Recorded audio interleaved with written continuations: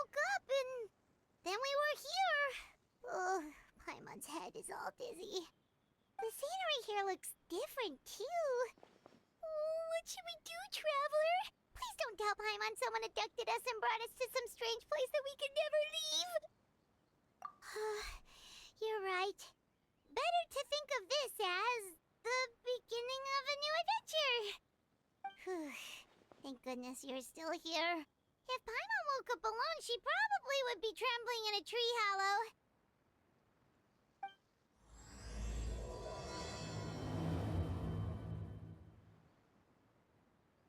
Let's follow this path for now. We might be able to meet someone and figure out what this place is all about.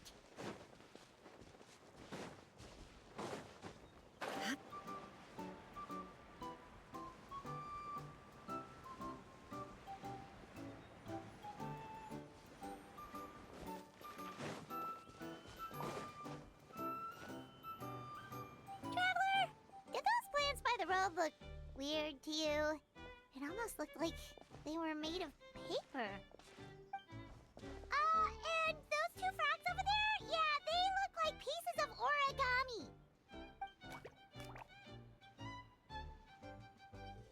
Oh, by the shade of a lotus leaf stream, don't tell me you forgot how to jump. I didn't forget, Firecracker. I'm just not sure if what I remember is correct. Next thing you know, you'll have forgotten how to sing, much less notate a score. You still remember why we call you Stream, don't you? Yeah, because I've got a great singing voice. Although these days, the name seems more ironic than anything. Not just a great voice, one that evokes the gentleness of early morning dewdrops flowing into a spring. So cheer up and make the jump over. If you're still unsure, just use that roll of magic thread. I won't laugh, I promise. Now, don't tell me you've forgotten how to use that as well. I haven't forgotten everything, Firecracker. Your name, for instance. It's kind of hard to forget that you're named after your fiery temper. Now do me a favor and pipe down for a second. I'll be right over.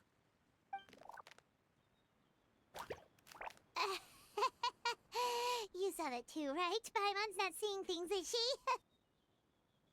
This place is getting more confusing by the second. Anyway, why don't we go after those two frogs? They didn't look evil or anything. Plus, they might be able to help us out.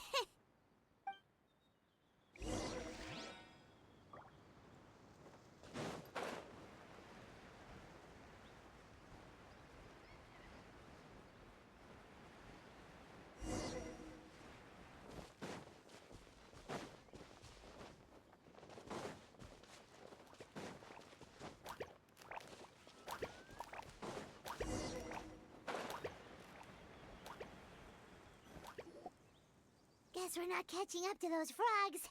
They were so fast. Paimon couldn't even tell where they hopped off to in the end. Excuse me, honored travelers. Did you come from the Cliff of Prophecy, perchance? The chubby paper hamster just talked. Chubby? Who are you calling chubby? I've just got a slightly thicker layer of paper on me, that's all. Allow me to introduce myself. My name is Armand, and I'm an elder of the Forest of Blessings. I've been waiting here for the hero of prophecy to arrive. Traveler, could you pinch Paimon just to make sure she's not still dreaming? Pinching, you say? Well, I can help with that. Although you'll have to get a little closer. My arms are rather short. That's all right. We just need a minute to collect ourselves. Okay, let's think things through. We know for sure this isn't the world we're familiar with. The talking paper animals and all the paper trees and plants make that pretty clear. The hero from another world, supported by their companions, shall restore peace to the world. That is what the prophecy says. Dearie me, I completely forgot to introduce you to this world, didn't I? And here I am, getting all excited by the arrival of the hero. You'll have to excuse me. This old brain isn't what it once was. All shell and no nut. Oh well, perhaps my once glossy paper has faded past the point of no return. It's okay, really. You can just tell us all about this world now. Let me think. Where should I even begin? Pretty much forgotten everything that happened in the past. Right. I believe the story circulating along the pulp of this forest goes as follows. A long, long time ago, 3 goddesses created this world and named it Simulanka. The goddess of creation, who presides over matter and magic, created the mountains and rivers and gave us life. Her powers also paved the way for Simulanka to exist in numerous worlds. After the goddess of creation came the goddess of prophecy, with dominion over the stars and the course of fate itself. She induced the sky to spin and the earth to move. Even to this day, her statue still stands tall at the highest point of Constellation Metropole. The final goddess was the goddess of fate, she who reigns over all treasured tales and dearest wishes. She bestowed upon us the fierce and everlasting feelings of love and hate, and showed us the meaning of death and hope. Whoa, they all seem super impressive. Sounds like they really did a lot. Of course, the all new residents of Simulanka come to the forest to thank the goddess of creation for founding this world, and travel to Constellation Metropole to witness the divinations of the goddess of prophecy's numerous oracles. After that, they make their way to the end of the world and tell the goddess of fate about their most cherished dreams. Well, at least that's how it used to be. How it used to be? Did something bad happen? Oh, yeah. That has to do with the hero you're waiting for, right? Yes, this old brain of mine may have forgotten many things, but I will never forget the day the evil dragon descended upon our forest. It came down from the skies in an ominous black mist and ravaged our homeland. Its gigantic footprints can still be seen in the kingdom of breezes and bells. We're incredibly fortunate that no one was hurt. Sounds terrifying. The terror doesn't stop there, I'm afraid. Ever since the attack, the Calligraphy Tavern in the forest has been closed. No one knows why, but it's a catastrophe of the highest order for us, forest dwellers. A catastrophe of the highest order? All because a tavern closed? If we were talking about Mondstadt here, Paimon might understand, but is it really all that serious? Good. Goddess of creation above. We'd take even the greatest flood over the closure of the tavern. Wet paper will dry out with time. Fallen trees can be restored. But the Calligraphy Tavern is the only source of the magic tonic that sustains all creatures in the forest. Magic what? Magic tonic. It was gifted to the forest by the goddess of creation herself. A special potion that helps us maintain our vitality. Well, our bodies will gradually crumple and become brittle until they eventually disintegrate entirely. Our colors will fade and we'll start to lose our memory until we can't even remember our own names. But wait, Grandpa Almond, does that mean you've already... Oh, I'm afraid so. The color has all but completely faded from my paper. To be honest, all I really remember is that I'm supposed to wait here for the hero of prophecy. But I've already forgotten who gave me that order to begin with. Then we've got to act fast! How can we help? Oh, brave Pixie. May the goddess of fate reward you and your friend for your kindness. could it be? You're the heroes I've been waiting for all along? Not sure how we know that. Plus, we can't even remember how we got here, so it's not looking too promising. Well, this is turning out to be quite the conundrum for old Almond Brain here. The prophecy never mentioned anything like that. For now, why don't you come with me to the Hut of Blessings? Our forest fairy lives there. Maybe she'll know what to do. Whoa, a forest fairy? Like one that knows magic? Oh, you betcha. She's prophesized to join the hero on their journey. Well, then she sounds like exactly the kind of person we need. Please lead the way, Grandpa Almond.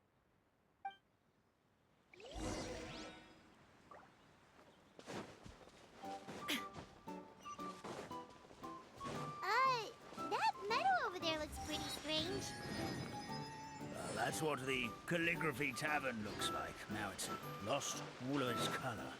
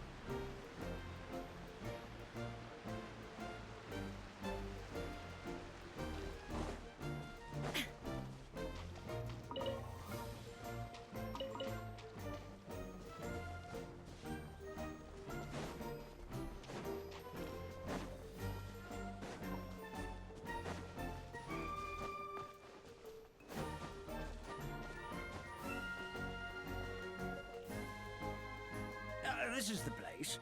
If you could just wait a moment, the fairy should be... Traveler! Paimon! Paimon knows that voice! It's really you! I'm so happy to see you! Sorry. So Nilu is the forest fairy? Well, you certainly look the part.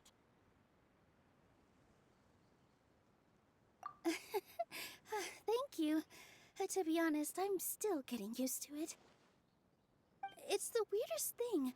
I remember I was reading a book at the Grand Bazaar, and then I guess I must have fallen asleep at some point because, well, then I woke up dressed like this.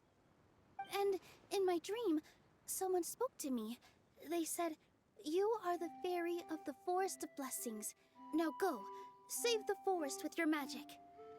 At first, I thought this whole world was just part of the dream, but no matter how hard I tried, I couldn't seem to wake up. I couldn't find anyone I knew from the real world either. Sounds similar to what happened with us. We also have no idea how we got here. Anyway, sorry for my reaction back there. I got a bit too excited when I saw you two. It's okay, we totally understand. We were looking for a way out, too. At least we know we're not alone. Oh, blessed be the goddess of fate above. You're already friends with the fairy of the forest.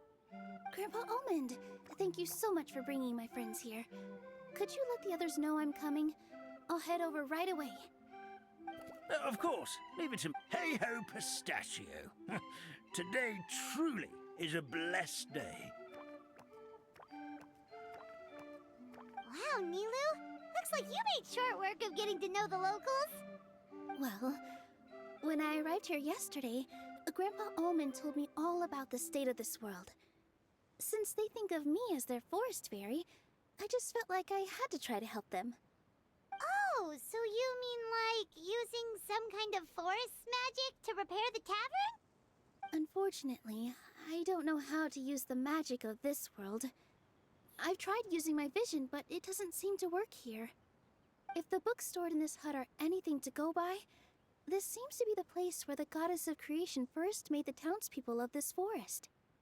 She folded the pages of books into small origami animals, gave them life with her magic, and with time, that's how the Forest of Blessings took shape. Maybe one of the books here could teach us how to use magic.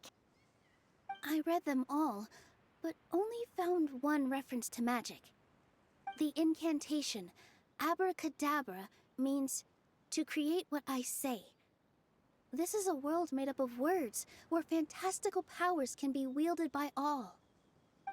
Okay, so basically everyone in this world can use magic? That's nice, but still kind of vague. Yeah, from the other books I read, it seems like this goddess really likes to play fast and loose with the details. So, what should we do now? Didn't you say you were going somewhere, Nilu? Oh, yes. I was going to help some of the other residents of the forest. They've been busy making preparations to reopen the tavern, so I thought I could help out. Got it!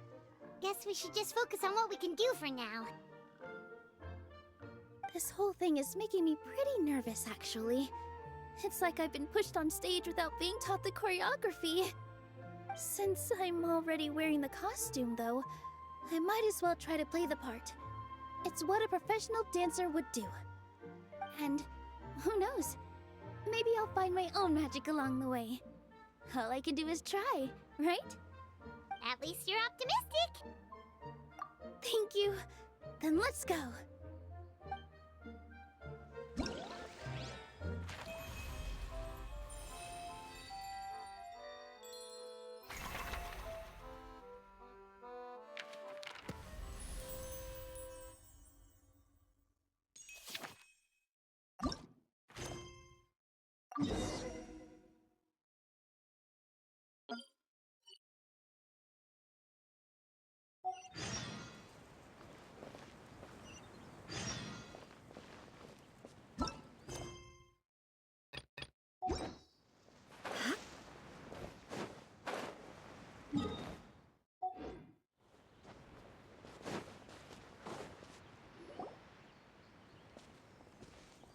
Look, the forest fairy is here, and she brought her companions.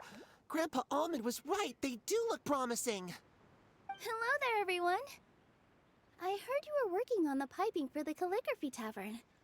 Is there anything we can do to help? Oh, we wouldn't dream of troubling you with our petty problems, my lady. Don't you worry. We have it all under control. You sure about that? Because from where Paimon's floating, the piping is looking pretty chaotic. Ah, yes. We have my careless friend to thank for that. He promised we could leave the pipe connecting to him, and, well, the results speak for themselves. Hey, I just wanted to inspect each pipe. This is the network the magic tonic has to flow through. I was just trying to be thorough, so I disassembled the whole thing. Yeah, and now you've forgotten how to put the thing back together. Have you been eating too many nuts again? 'Cause you are what you eat. Please don't fight. I know everyone wants the tavern to reopen as soon as possible so that the forest can return to normal. So, why don't you let us help out? Yeah, we're here anyway, so we might as well be helpful. We just need to reassemble these pipes, right? Well, if you're offering... Basically, the pipes need to be connected properly to allow the magic tonic to flow through. If you put the wrong pipe in the wrong place, the tonic will get stuck halfway. Attention to detail is key. Says the guy who messed up the whole thing in the first place.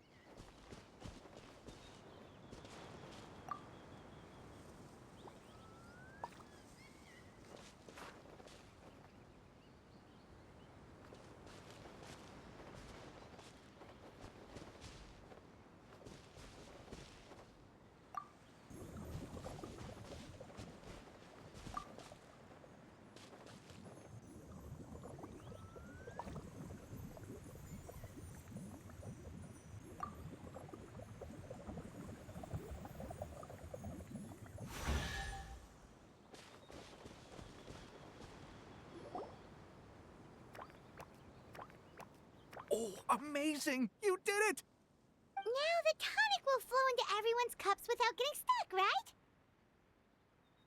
Oh, gotta say though, Paimon is starting to get pretty curious about this magic tonic. Could she have a teeny tiny sip? Just a little taste, please? It's not greed, it's curiosity. Well, if it's really just one sip, I guess that would be fine. Just be careful. This is one of the last cups left in the entire forest. We're supposed to save it for our research. Just a sip, promise. Okay, here it goes. What was that? Oh, it's sticking to Paimon's tongue. Wait, is this just regular ink? Wait, does that mean what the legend says is true? The goddess of fate used ink to compose her stories on paper, and the goddess of creation used her power to bring those tales to life. No wonder the tavern is so important to the forest. Maybe the fading disorder occurs when the ink within the body dries up. That would explain why the beings here are forgetting their own stories. I'm not really sure I can really wrap my head around this conversation, but there's no need to get all worked up on our behalf, my lady. With the pipe installed, I'm sure the tavern will be up and running in no time. What do you mean, can't wrap your head around it? The fairy is recounting the story of how the goddesses gave us life. In fact, I've seen the goddess of creation with my own eyes. Really? Don't be ridiculous. There's no way you're old enough to have met her. We're the same age, and I think I would know considering we went to tell our wishes to the goddess of fate together. So stop talking a load of papier-mâché. Oh, fine. It was my grandfather, all right? He was the one that saw her. He said that one day after he finished work, he saw the goddess of creation grant us life with his own eyes. In her hands, she held the very paper used to form our bodies. She whispered something into the pages, and then suddenly a paper frog was born, ready to leap into the world. Oh, it was spectacular. Cut the theatrics, will you? You weren't even there. Wait, so that's it? Paimon thought creation magic would have a little bit more pizzazz. Oh, so in your world, the creation of life is a much showier affair? Huh, I'm learning something new every day.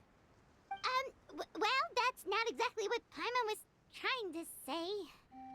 Magic doesn't have to be spectacular. That's enough out of you. All your boasting is confusing our kind fairy. Oh, no, it's all right.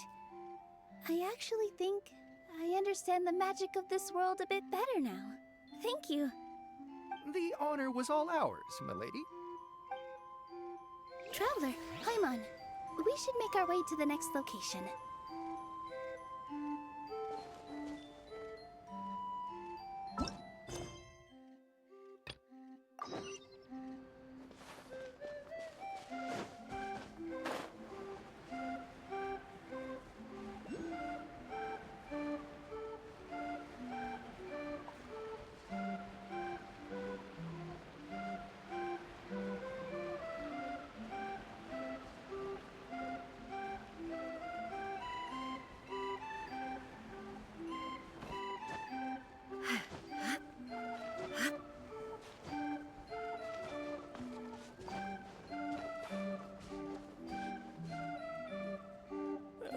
Dear Citrus, please tell me you're joking.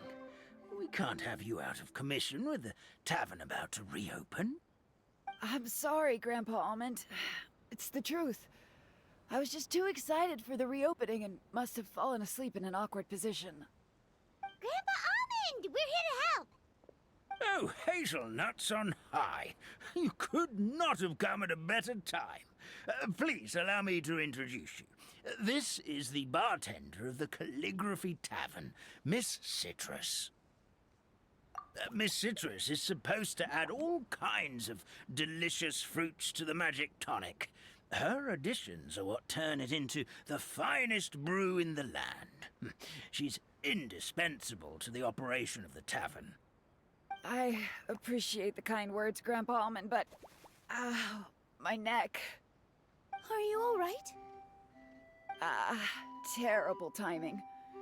Getting a kink in my neck at a time like this?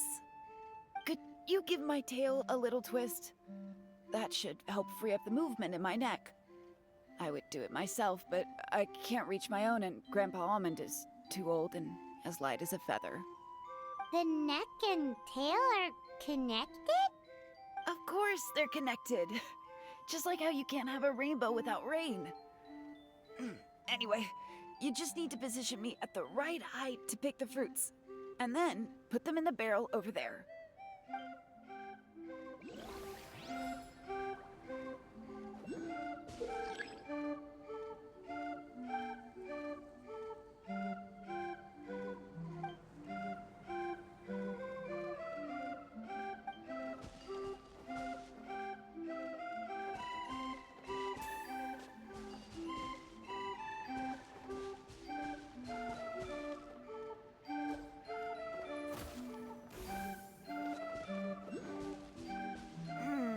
This doesn't seem quite right.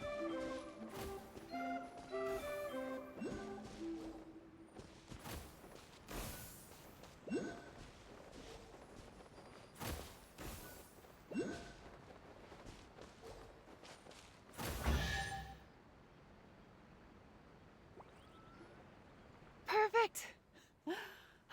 My neck feels much better.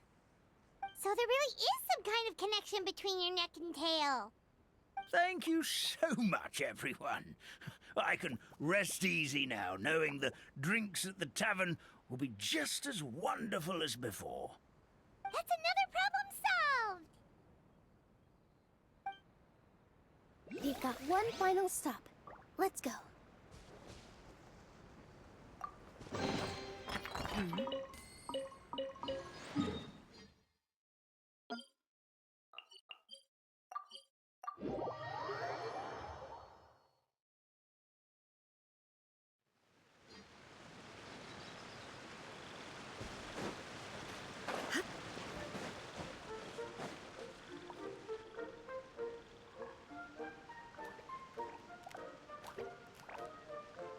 Oh, Stream! Your rhythm is off again! At this rate, it doesn't even matter if the tavern reopens. The band's not even going to get any gigs! I'm sorry. Hello there. I hope we aren't interrupting your rehearsal. Wait, these are the two frogs we saw on the road a little while ago. Ah, the forest fairy is here! For the love of lotus leaves and dewdrop stream, you've really got to put in some effort now. But Oh, don't pressure yourselves on my account. Are you rehearsing for a show? Sure are. You see, our group regularly performs for guests at the tavern. We've been out of work for quite some time, with the closure and all, but after hearing of the fairy's arrival yesterday, we figured we needed to get in performance shape right away. I understand how you feel. Back at the Grand Bazaar, Zubair Theater's always busy with rehearsals too. The Grand Bazaar? Do people there sing on lotus leaves as well? Yeah, they do. And it's a really big one. You're the conductor of your group, aren't you? You remind me of Mr. Zubair. Ah, then he must be an ambitious director. One who would do anything to avoid disappointing a single member of the audience. It's just... Is there anything we can do to help you, Mr. Stream? Oh, no. My problems are mine and mine alone. It's just, after the tavern closed, I somehow forgot how to sing. I'm always a few beats behind everyone else, and I keep singing out of key. You were our trump card, our best singer by a mile. I know, but... So he is a victim of the fading disorder too? Don't be sad, Mr. Stream. Whenever I've forgotten important dance steps in the past, my friends at the Grand Bazaar always stick by my side to encourage me. They smile and patiently tell me everything's going to be okay. Then they play the melody for me over and over until the steps finally come back to me. Now it's our turn to help you. We just need to help you remember how to sing, right? The Traveler's got a great sense of rhythm. We can help keep you in time. Well, what do you say, Stream? I think it's a great idea. Just focus on the lyrics, and the fairy's friends will help you stay on beat. Are you sure? This is really asking a lot. Don't worry about it, Mr. Stream. It'll all be worth it when the tavern reopens and we finally have the chance to hear your marvelous singing voice. All right, then. Thank you so much, everyone. I'll give it my best shot.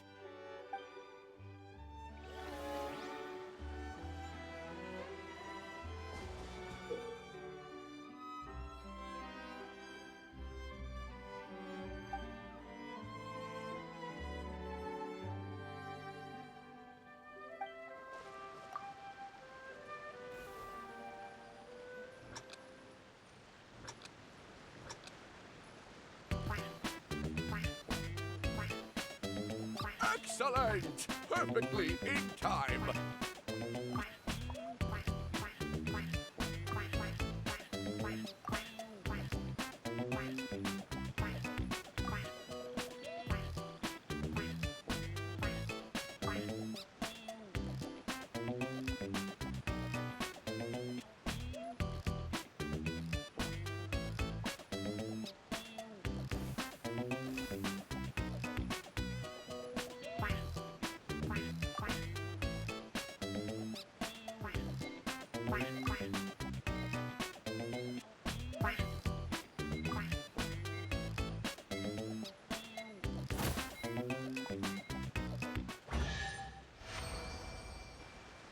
I feel like I'm getting the hang of it again.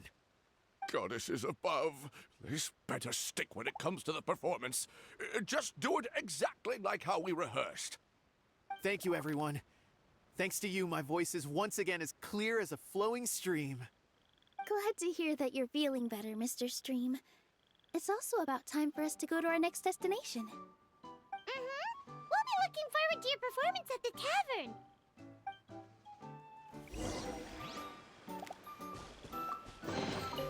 But a momentary distraction.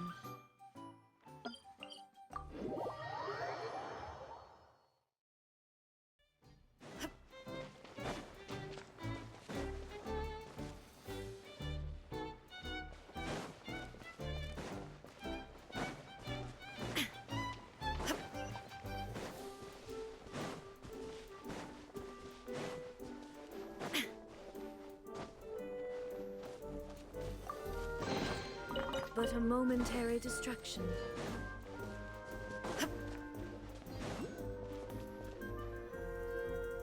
Well, since we've taken care of most of the tasks, all we need to do now is reopen the tavern. But we still don't know how to use the magic of this world. We don't even know why the tavern closed in the first place. Oh, what about the method that one hamster mentioned? You should try it, Nilu. You mean the creation magic his grandfather saw outside the Hut of Blessings? I wonder. How exactly did the goddess of creation give them life? Maybe you don't need to understand it. Just give it a try. Everyone here calls you the Forest Fairy. Maybe you have the magic powers already and you just don't know it. In other words, this forest is a stage. And all I need to do is step out into the spotlight? Sounds just like a fairy tale. Well, we are surrounded by talking origami animals and magic potions after all. Almost seems like anything's possible in this place. You're right, Paimon. We won't know anything unless we try. In that case, let's see.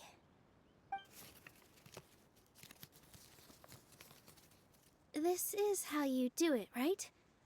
I think I got the folds right. Whoa, your origami skills are great!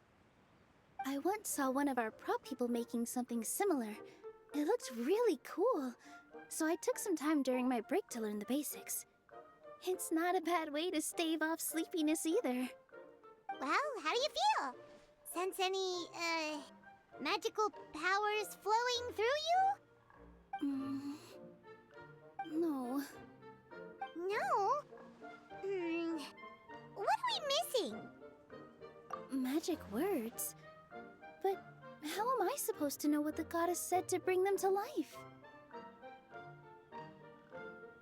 Oh, good point! You're the forest fairy, Nilu!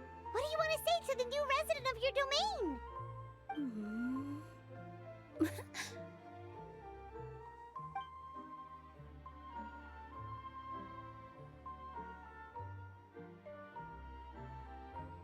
I bestow upon you the blessings of the forest and offer you a home in this land. Your name shall be Harisara.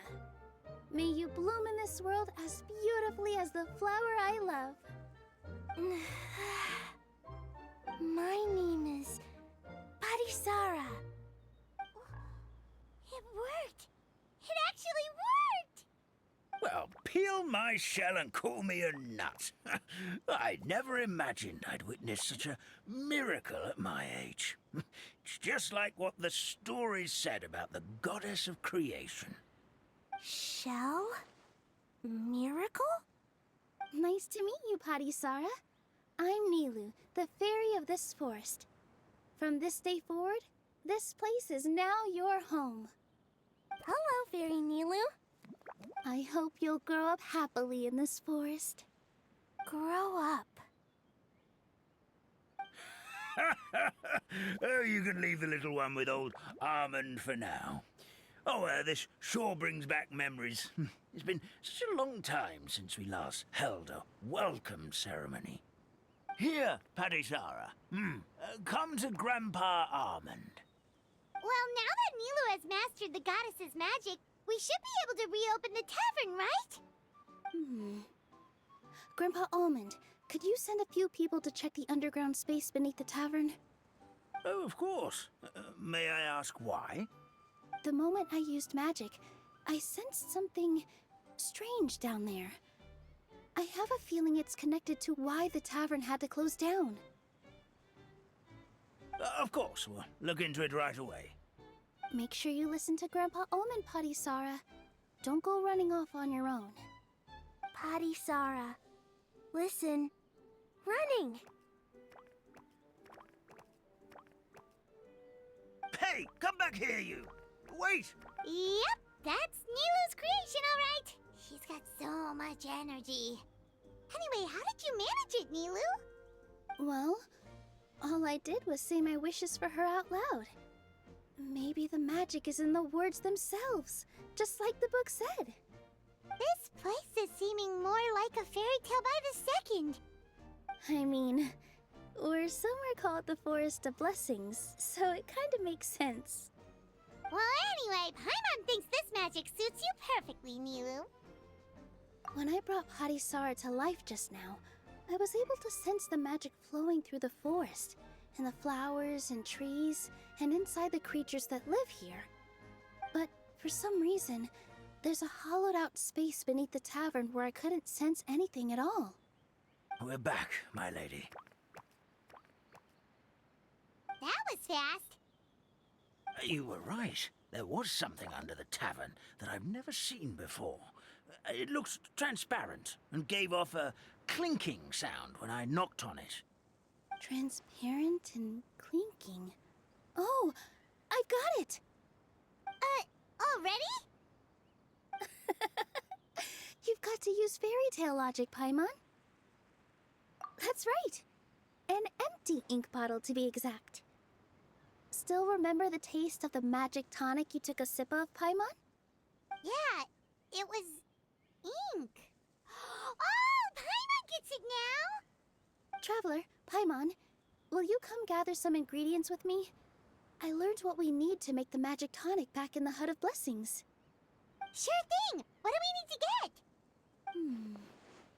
A setting sun that never sets, a dragon that cannot fly, and A moon that only shines at night.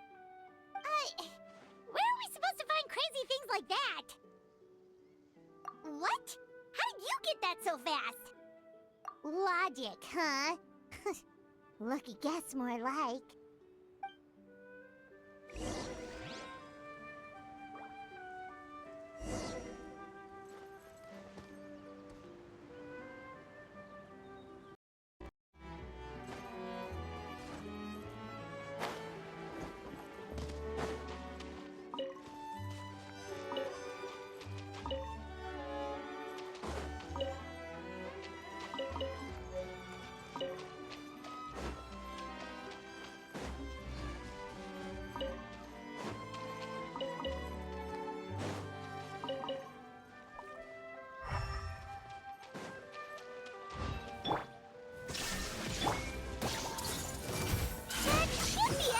Right? What should we do now? Let's go back to the Hut of Blessings.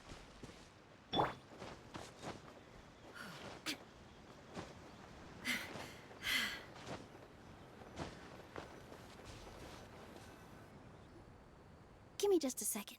I'm gonna go fetch an ink bottle from the other room. Paimon doesn't get it. All the ingredients are super tasty, but somehow the final product turns into ink.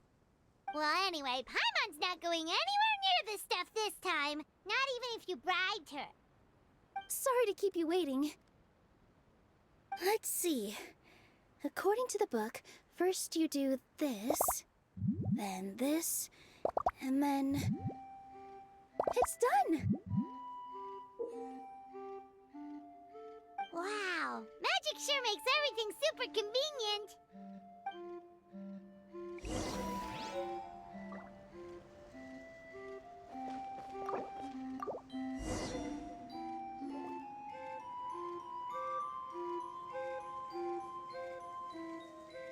Yes, this is it.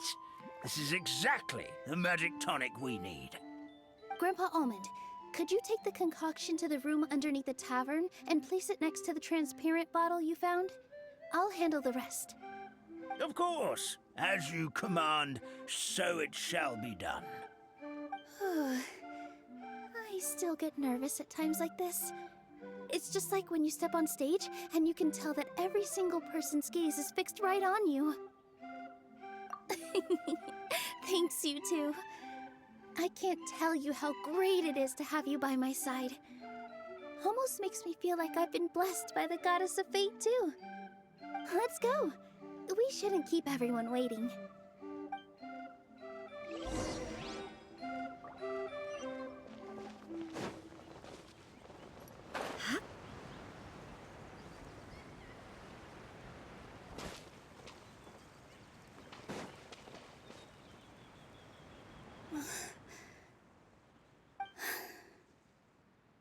Forest, please heed my words and accept my blessings. May your spring of wondrous magic never run dry. And may all who call you their home lead happy, fulfilling lives.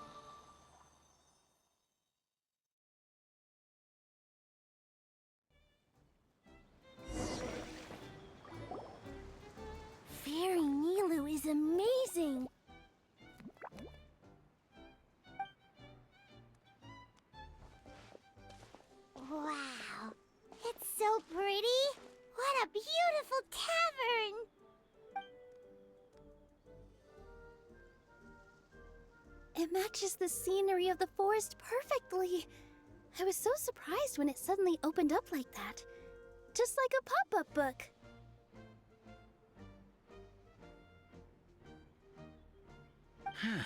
I remember now. I remember everything. It was me. I was the one who went to the top of Constellation Metropole and witnessed the goddess's prophecy. The hero who shall save this world will descend upon the cliff of prophecy. The hero, supported by their companions, shall restore peace to this world. So the prophecy really did have all the answers. You just forgot the first half. That's why I was waiting near the cliff of prophecy. Wonderful. Simply wonderful. There's still some hope left for old Armand after all. Is the Cliff of Prophecy that place with the huge mural? 'Cause that is where we woke up, but we don't remember anything about how we got there. Also, we didn't get a change of clothes like Nilu. Are we definitely the heroes? If not you, then who else? You've already helped the fairy revitalize our forest. To us, that makes you heroes, prophesized or not. All right. Either way, we're going to keep adventuring, even if it's just to figure out how we can get back to our world. Yep, we've beaten up plenty of dragons already, so what's one more? As expected, the words of the goddess of prophecy always come true. I'll come with you. It can't hurt to have a magical fairy tag along, right? Heroes and fairies, dragons and new adventures. This is sounding more and more like a fairy tale by the second. I would say your next stop should be Constellation Metropole. It's Simulanka's most prosperous city, just across the sea. Once you've arrived at the Astral Garden at the highest point in the city, maybe you can try seeking divine counsel from the goddess of prophecy herself. Are you leaving, Fairy Nilu? I'm afraid so. There are still other people who need my help. I won't go far, though, and I'll come back to visit the minute I have time to spare. So be a good girl, Patisara, and help out Grandpa Almond whenever you can, all right? Mm-hmm. Got it. Patisara will wait here for you. That's a good girl, Patisara. I almost forgot. If Constellation Metropole is where you're heading, you'll need to take the Maritime Express. I'll head to the station first thing tomorrow morning and wake up that lazy station master for you. Why don't you take a break for the rest of the day? You should savor the beautiful scenery of the forest before you go. Sounds great! Paimon definitely feels tired after being on the go for so long. There's a spot in the tavern with Paimon's name on it. Oh, sounds like someone's ready to order. Oh, well, if you're offering. Paimon will take a glass of Buell fruit tonic. But hold the tonic.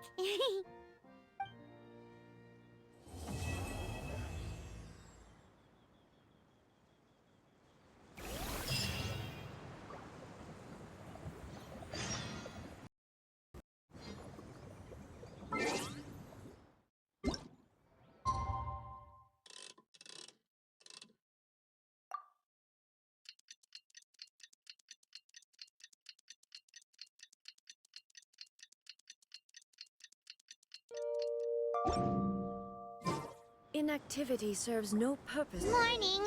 Guess everything that happened yesterday wasn't just a dream then. Well, it's time for our next fairy tale adventure. We should head to the station Grandpa Almond told us about.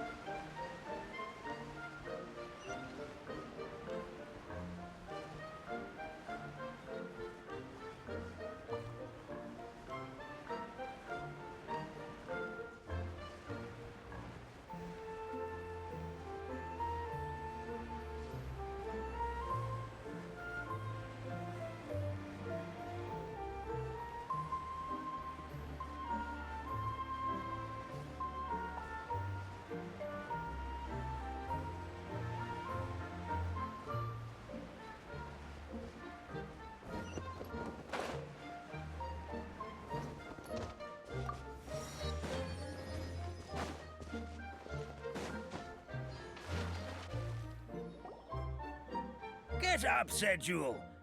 Time to get to work, you lazy bones. I can't remember how to call the train. You just let me sleep a little longer, then I'm sure I'll remember. Don't try to pull one over on me, young man. Your fading disorder has been cured. I saw you chugging cup after cup of magic tonic in the tavern last night. You must be mistaken, Grandpa Allman. That guy definitely wasn't me. Oh, you remember my name now, do you? Then it seems like you're all better. You had no idea who I was when you were fading. Now, enough of your nonsense. Get up. The fairy and her friends are going to be here any second. All right, I'm up. The Maritime Express should be here soon. That's more like it. Lie there any longer and you'll start gathering dust. Is everything okay? The hero, her pixie companion, and the forest fairy. I didn't know you were already here. Oh, merciful macadamias. I'm sorry you had to see that. Oh, it's all right. Paimon knows the feeling. Who doesn't want to sleep in first thing in the morning? Does the Maritime Express run out of Constellation Metropole? Yes, each train needs a conductor to operate, and the conductors are always from the capital. The more difficult maneuvers are a little too complicated when you're made of paper. Oh, so you mean the people of Constellation Metropole aren't origami animals like you? Well, the city welcomes visitors from all over the world, so you're bound to run into some forest dwellers there. But yes, generally speaking, the residents of Constellation Metropole look quite different from us. You'll see for yourself soon enough. Here comes the train.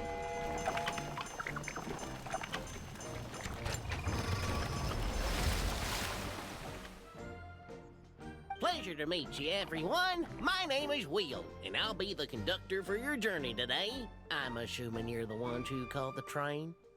Whoa, it's a little toy man! Yes, we called the train. The hero and the forest fairy need a ride to Constellation Metropole. The hero and the forest fairy, the ones from the prophecy. Oh, why didn't you say so earlier? We could have prepared a far more luxurious train. I'll just go back and get a better one. That's okay, Mr. Wheel. We're trying to get to the city as fast as possible. We just need you to get us across the sea. In your capable hands, I'm sure we'll get there in no time. Of course, my lady. It would be an honor. Well then, all aboard, sit anywhere you like. We'll get a stunning view of Simulanka no matter where you're seated.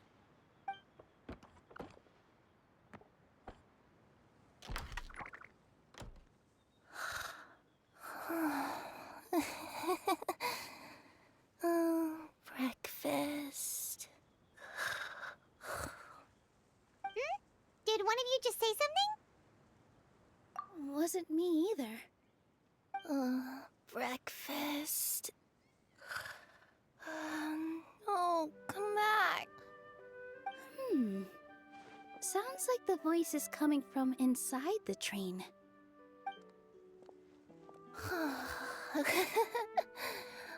Fish. Chicken drumsticks. Oh, gotcha.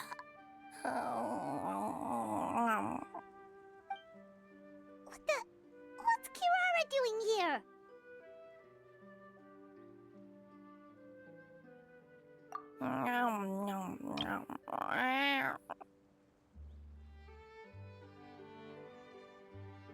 Is she a friend of yours? Oh, let Paimon introduce you. This is Kirara. She's... Oh, wait. Actually, maybe we should wake her up first. So noisy. Is it morning already? Morning. Huh? Traveler! Paimon! It's you? Which means... Oh, thank goodness. It was all a dream after all. Oh, gotta hand it to my imagination. It all felt super real. There were these toy people, but they were alive and they could talk. Madam, sleeping overnight in the train car is prohibited.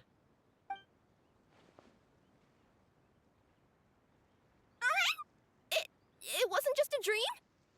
It's all right, Kirara. Apparently we're in a world called Simulanka. We got here yesterday, too. Simulanka? So, that's what it's called. I spent all day yesterday wandering around this one city. The toy people called it Constellation Metropole. I was trying to find a way to get back home. I was seriously starting to think I had gotten on the bad side of some great yokai and gotten swallowed whole. Ah, I take it you're Inazuman then, Miss Kirara? She sure is.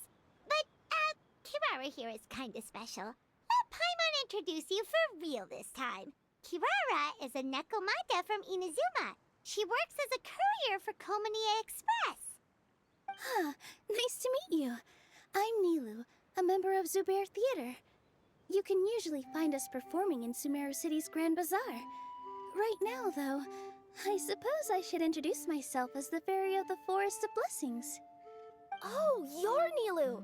I've heard a lot about you from my deliveries in Sumeru. I even saw one of your performances back in the day. You're an amazing dancer. But, did you say you were a forest fairy? Oh, yeah, that's her new identity here in Simulanka. Oh, speaking of new identities, looks like you got a new outfit yourself, Kirara! Yeah, I know. It confused the heck out of me yesterday. I just woke up in a set of brand new clothes I'd never seen before. That must mean you have a big part to play here, too!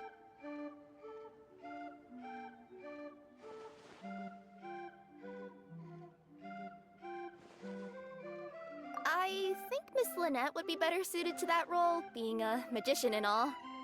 Did you by any chance hear a voice speaking to you before you got here, Miss Kirara? A voice... Oh, yeah, I did hear something, but I was so freaked out my tails got all tangled, so I, didn't catch much of what was said. Sorry for the interruption. But this, Nekomata friend of yours, she doesn't eat hamsters, does she? Or frogs? Oh, no need to worry, little guys. I would never do something like that. Well, unless I'd been out in the wild too long without anything to eat. Oh, speaking of eating, I am getting a little hungry.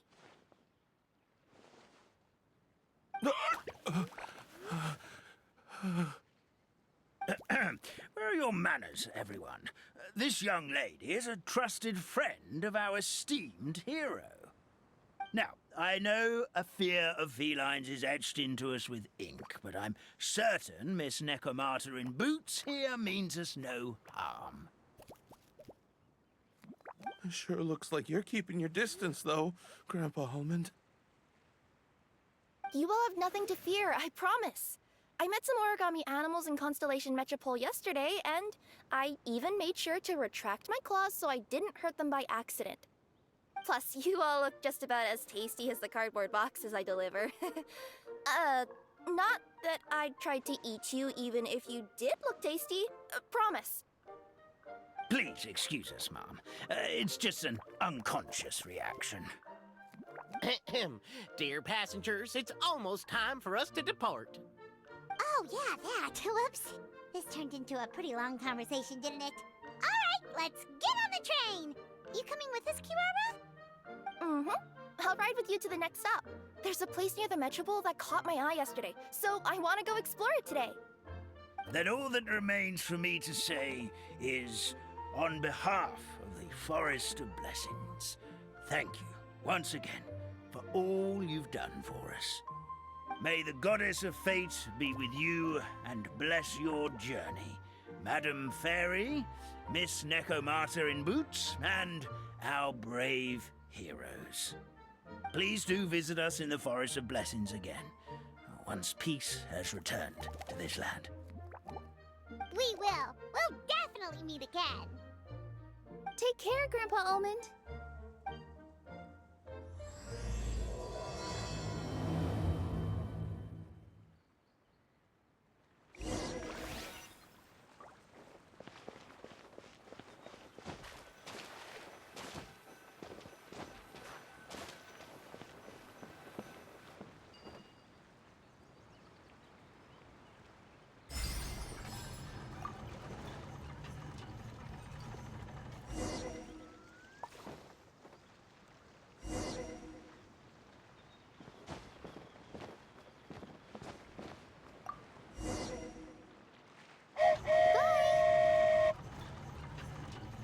a safe trip! Wow, a train ride over the sea? What an incredible view! Please keep your head and arms inside the train at all times. We don't want anyone falling into the sea.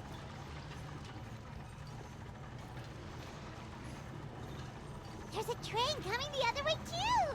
Hey! And now that the fading disorder is cured, I'm sure the forest will be a lively place again in no time. I gotta go explore that forest at some point. It looked so pretty from the train. I just hope they, won't be too scared of me. We'll be arriving at our destination shortly. Please prepare to disembark.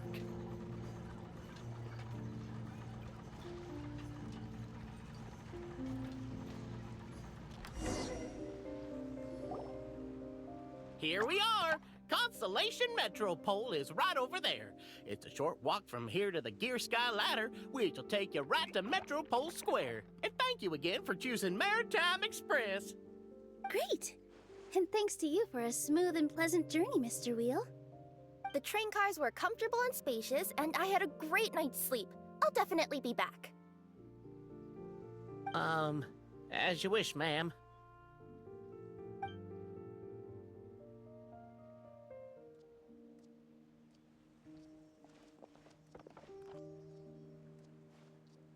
Where should we go next? Is that place you wanted to check out nearby? Mm-hmm. I took a walk around yesterday, and it felt like there was something weird about it. So, I think I'll indulge my curiosity and go investigate. Want us to come with you? It's okay. You guys go ahead and visit the Metropole for now.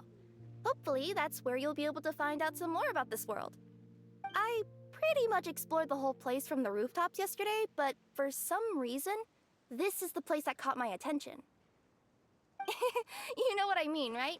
Like, when you get a stone stuck in your claw or something, it keeps nagging at you to dig it out, but you can't focus on anything else until you do. Don't worry, if you run into any trouble, I'll be there faster than you can say gold-level courier of the Comania Express. Okay, fair enough. We'll head to the Metropole then. Guess this is where we say bye for now. Mm-hmm. Don't worry about me. Let's not forget, I'm a yokai.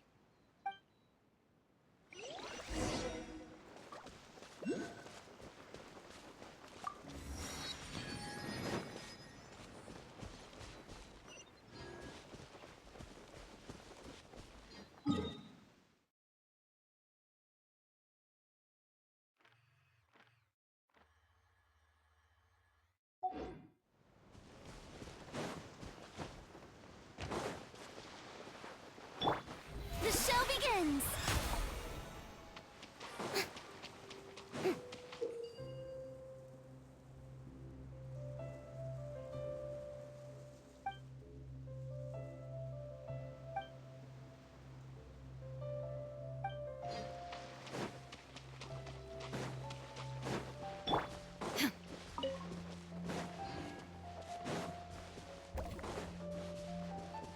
Help me! Somebody! Help me! Help! Oh, Goddess of prophecy above, would you kind souls please help us? What happened here? Why are you all suspended in midair? I mean, being stuck in midair still beats falling to the ground and being smashed into a pile of blocks, but... I told him to be careful, but... No. Never mind. Now's not the time for that. My good friends, could I trouble you to turn the clockwork key over there? I'll explain everything in a bit.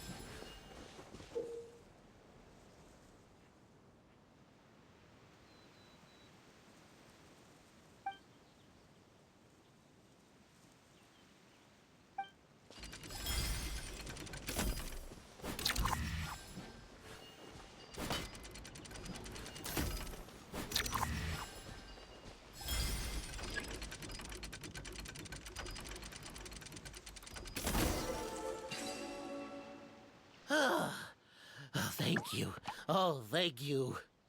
What happened there? It almost seemed like we turned back time. I take it this is your first time witnessing the power of the Goddess of Prophecy, then? If so, I can see why you might think that.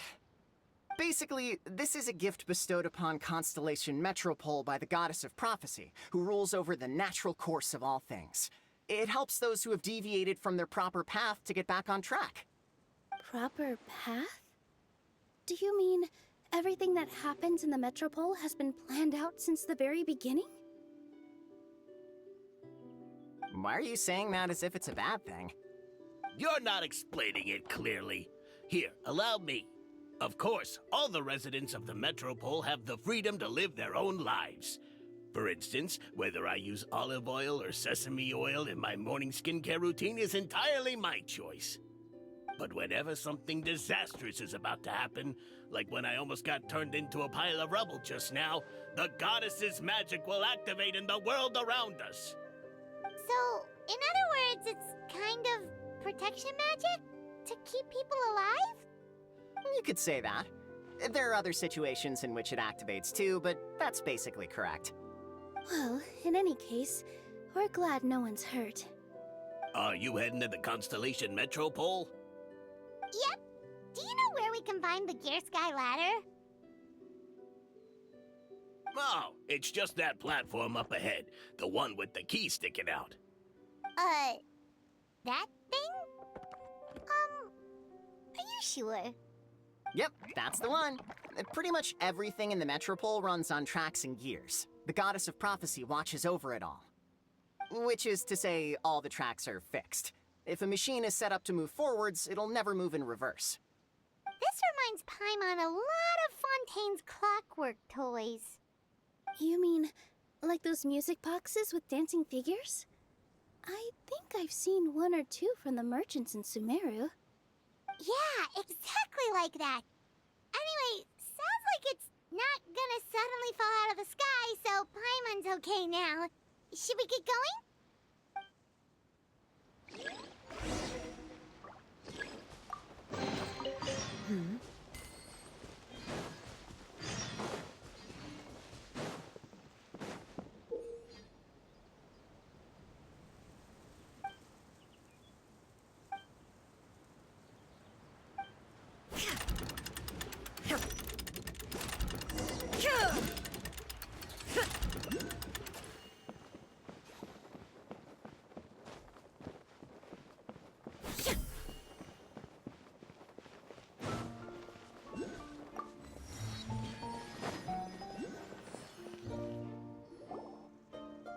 Oh, what a bustling city! This place is fit for a king! Our next step is to get to the top of the Metropole and ask the Goddess of Prophecy for guidance. If there is a king in that castle, I sure hope he won't get mad at us for trespassing.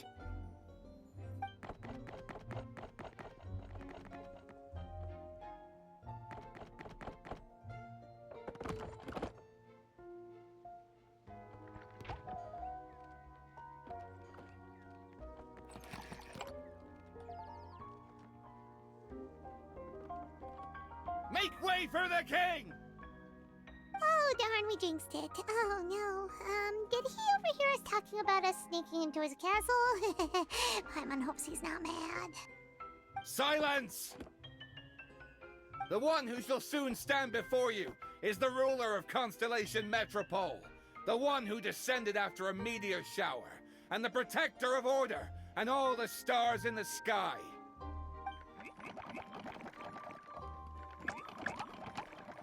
That's a long list of titles. I bid ye welcome, guests from afar. Long have I heard of your grand deeds, O fairy, who restored the lifeblood of the forest, O hero, who, huh? Navia! Hold your foul tongue! How dare you utter Her Majesty's name? Nice one, partner. Spectacular improvisation skills. I'd expect no less from you. All right. You can relax now. Allow me to make some introductions. This is the Traveler and her trusty companion, Paimon. You are personal friends with Her Majesty the King? Please, forgive our grievous mistake. We had no idea. All right. The welcome ceremony is over. Everyone back to your stations. I will personally treat our guests to some royal hospitality. Yes, Your Majesty.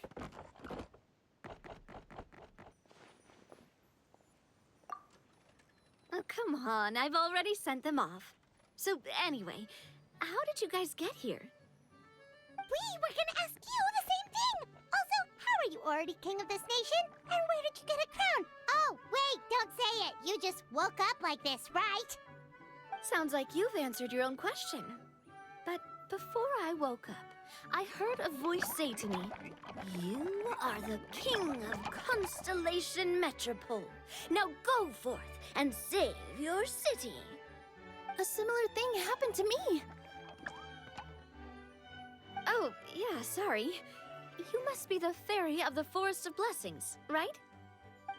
This is Nilu, a friend that we made during our time in Sumeru. Nice to meet you, Miss Nilu. I'm Navia, the president of Spina di Rosula.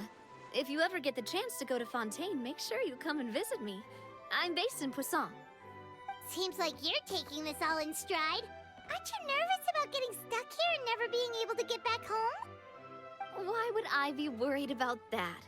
We've faced much bigger problems than this before, and we always pull through. This should be a piece of cake. Besides, life's always full of surprises. You gotta learn to just enjoy it. That sounds like a great outlook on life. You have a very optimistic spirit. Thanks, I'll take that. Honestly, though, it also puts me at ease to find out that you guys are the fairy and heroes that I've been hearing about in this prophecy. We're kind of veterans at dealing with prophecies by now, aren't we? About that, has anything bad happened in the Metropole? We heard about an evil dragon. Did it make a mess here too? It sure did. Apparently, for whatever reason, he went for the stars above the city recently. Literally just flew up and started snatching them out of the sky. Luckily, the guards responded quickly and stopped the dragon from taking them back to his lair. Unfortunately, though, he dropped them before he flew off. Now they're scattered all around the Metropole. I've been out trying to retrieve them, but I only managed to get one of them before you showed up. Oh, I didn't ask yet. What brings you to the Metropole anyway? Oh, Paimon can explain.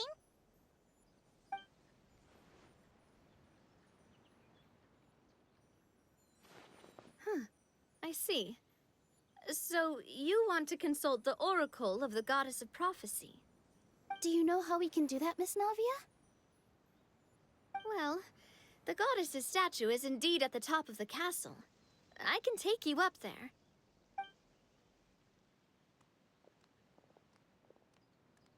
However, I've heard from the citizens here that the goddess hasn't given out any new revelations in a very long time.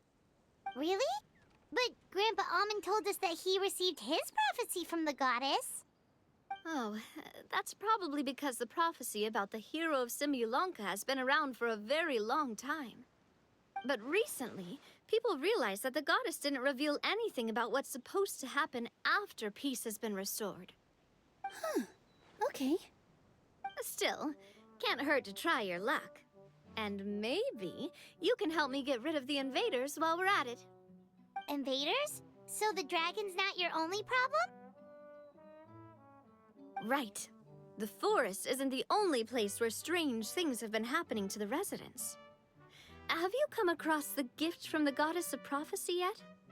You mean the protection magic that stops them from coming to harm? We saw it in action. Yep, that's the one. Over the past little while, this magic has been triggering far more frequently. We don't know if it's simply because the Metropole has grown a lot more dangerous, or if there's a deeper reason behind it. Some residents find themselves getting stuck in a place and unable to move. Others start repeating the same thing over and over again, like they're trapped in some kind of loop.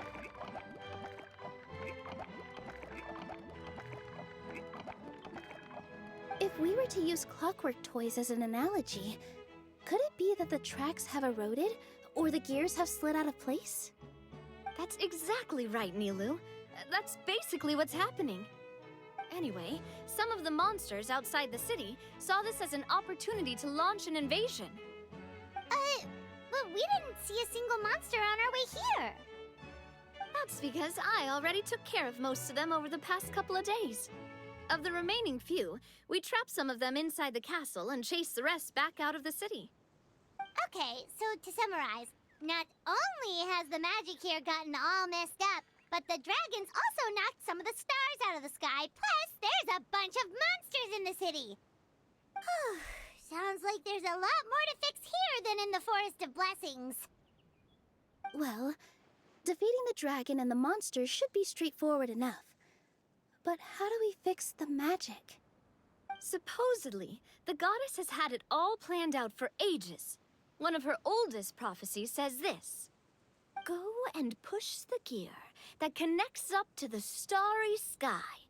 When that time comes, I shall dance and return the tracks beneath my people's feet back to the stars in the sky." Huh? But weren't the tracks the gift that she gave to her people in the first place? Does that mean she plans to take the gift back? That's what the prophecy seems to be saying, yes. So, as a result, some people are against turning the gear, despite what the prophecy says, since they fear a future where they no longer enjoy the goddess's protection. But letting this drag on isn't the answer either, is it? No, and I think they know that. But they're just too afraid to take that final, terrifying step. They're still hoping there might be an alternative solution. Now, we could ignore their objections and go turn the gear ourselves, but... Exactly. You know me well. And that's why you're my partner. I want to get as many people on my side as possible. At the end of the day, this is their city, and they should have the right to decide its future. Ooh, spoken like a true wise king, Navia. I am the boss of Spina di Rosula, after all. This may be my first time as a king, but there are a few similarities between the two roles. Traveler, Paimon, Miss Nilu, with your help, I'm confident we'll be able to find the most frictionless way to resolve the problems plaguing this city. Thanks, partner. Seriously, like we'd ever say no. We're your friends. No need to ask us so formally in the future. I'm happy to help too. This is a beautiful city, and just like the Forest of Blessings, I would love to see it return to normal as soon as possible. Great. As the King of Constellation Metropole, I extend to you my gratitude. All right, everyone, follow me. I'll show you the way to the goddess statue at the top of the Metropole. And stay close. You don't want to get lost in my castle. It's huge.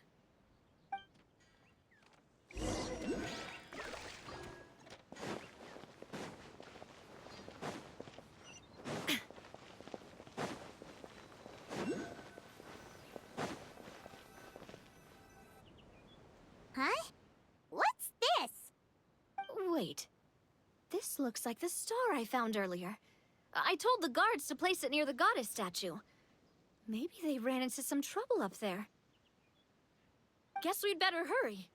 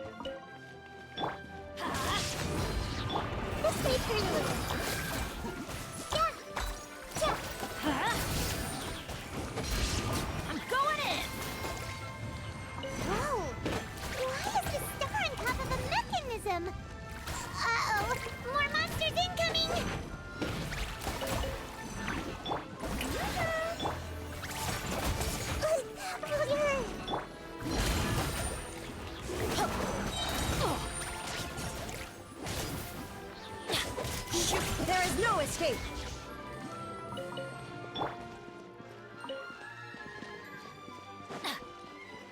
Off we go. It's a miracle. Right. Strike a pose.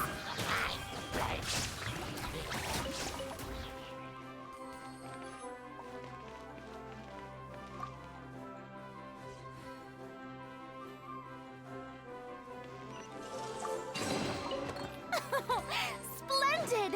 More interesting trinkets for me.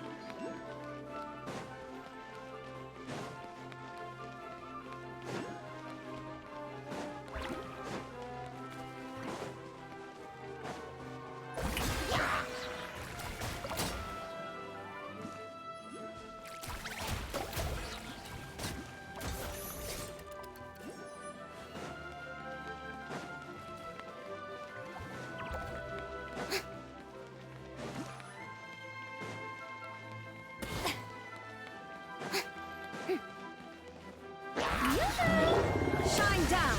Now you shall perish.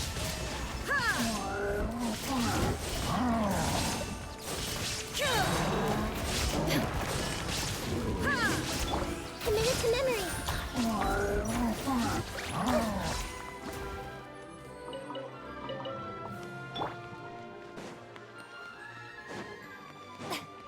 Yeah! Strike a pose!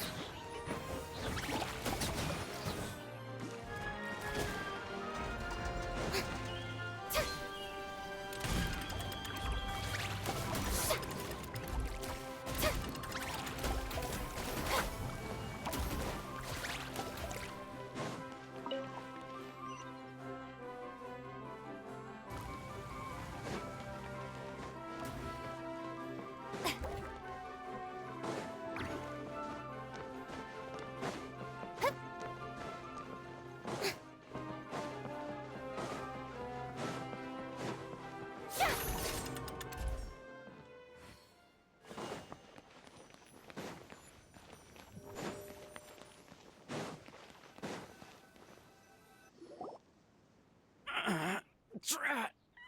I can't move! What happened? Your Majesty! This conservative radical, he attacked us! He threw the star from the Astral Garden and even stole the magic thread linking the Oracle Pillars! But just as we were about to arrest him, the goddess's magic activated, and now we can't move! No! Nobody touched the celestial gear! What's an oracle pillar? You need to use it to pray to the goddess. I'll explain later. First, let's help these guys.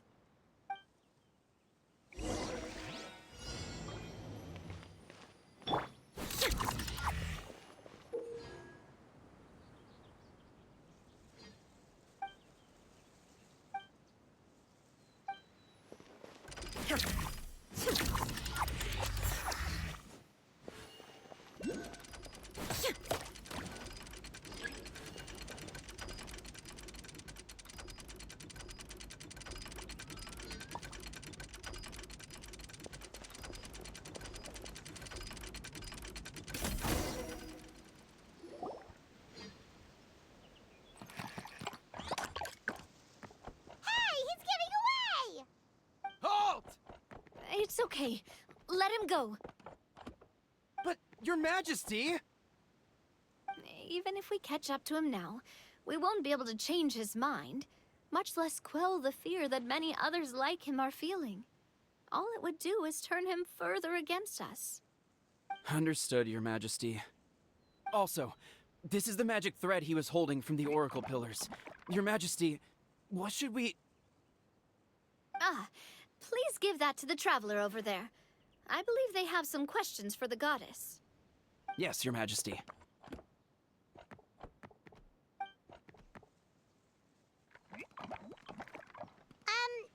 So, what do we do with this exactly?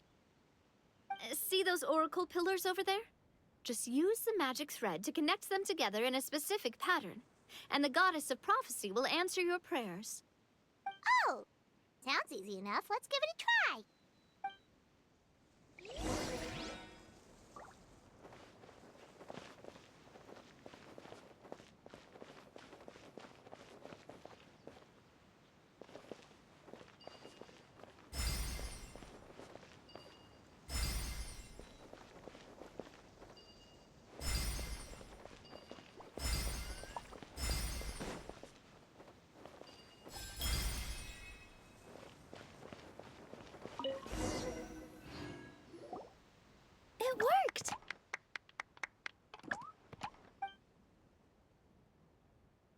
To which course of fate do you seek answers, my child of Simulanka?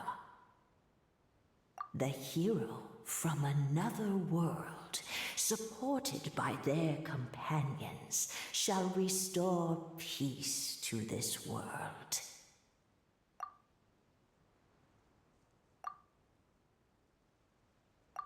Go and push the gear that connects up to the starry sky. When that time comes, I shall dance and return the tracks beneath my people's feet back to the stars in the sky. So, Miss Navia was right. The goddess of prophecy didn't tell us anything about the future. Fair enough. Guess we'll just have to play it by ear. Then first, we have to restore the sky back to its original state by putting the stars back in their positions. But it looks like we haven't recovered all the lost stars yet. Well, at least we know what we're looking for now. We just need to keep going. That said, the metropole is huge. Where do we even start? Oh, that's the easy part. I already compiled a list of the Lost Stars locations based on eyewitness reports from across the city.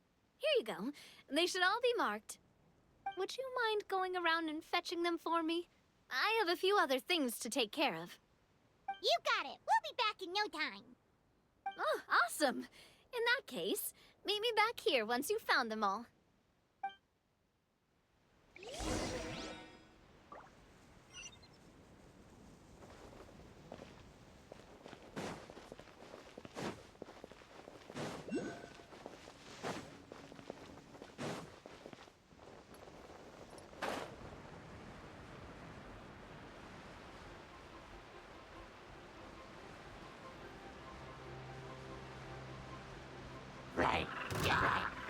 Illusion shot!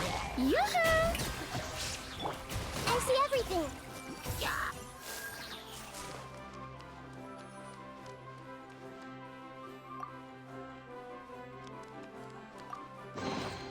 Curiosity deserves a reward.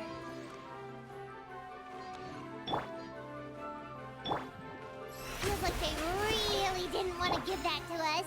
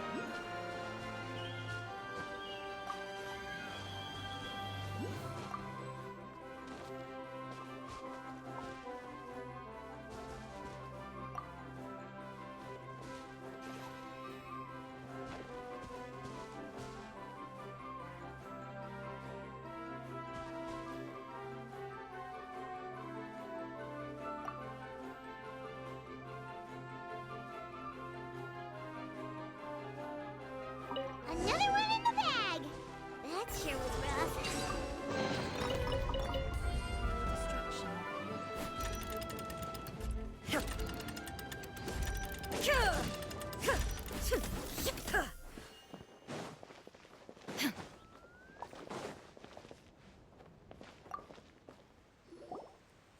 How are you doing? Found them all? Wow. You guys are efficient. Now let's go hang them up in the sky. In the sky? How do we get up there? Oh, I got us covered. We will, of course, be taking the Aerial Express. Is that a flying train? Hey, you already took a train that runs on water. Is a flying train really that much weirder? Well, at least the Maritime Express still runs on a track. Oh, come on, don't worry about it. This train has been blessed by the goddess of prophecy. Its whole purpose is to protect the Metropole skies. It took me a lot of effort to find it, you know. I don't think anyone's used it in, like, 100 years? 100 years? Are you sure it's safe? Let's not forget that the goddess of prophecy's magic has been going haywire recently. Well, it's not like we have any other options. Unless you want to do the honors, Paimon. Fancy flying up there on your own? No, thank you. It's way too high up. Oh, wait, Nilu. You've got a feel for how magic works here. Can you do your thing and sense if this train is the real deal? I can try. Yes, I can sense traces of magic, but it's different from the kind I felt in the forest, so I don't know. Okay, fine. Guess there's only one way to find out. That's the spirit. I'll come with you. Miss Nilu, will you be joining us? I think I'll stay behind. That way, if something does go wrong, you'll have someone on the ground to get you some help. That makes sense. If the train does break down, you can make us a giant origami crane to come bail us out. Or if a crane's too difficult, a finch could work.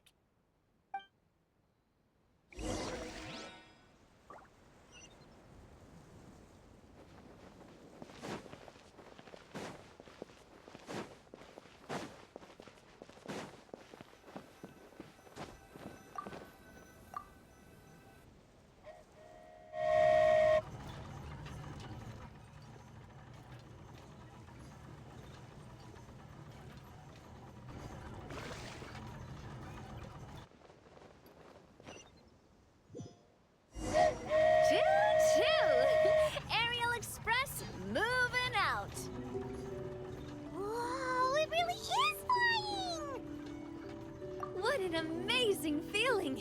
I've never been on a flying train before. Neither have we.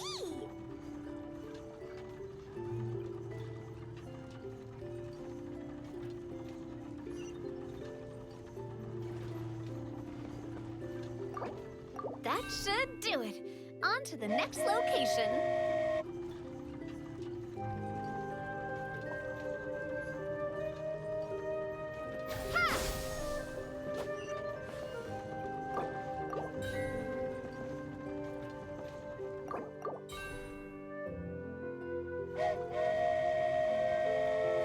We are so high up. Don't look down. Don't look down. Oh, hang in there, Paimon. The hard part's nearly over. After that, it's downhill all the way. Don't say downhill all the way! That is the last thing Paimon wants to hear!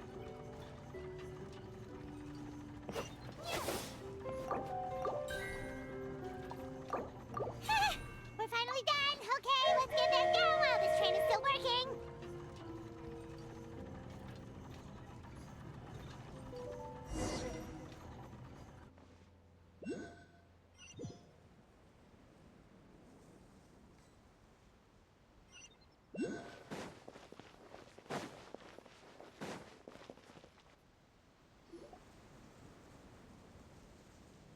Great job!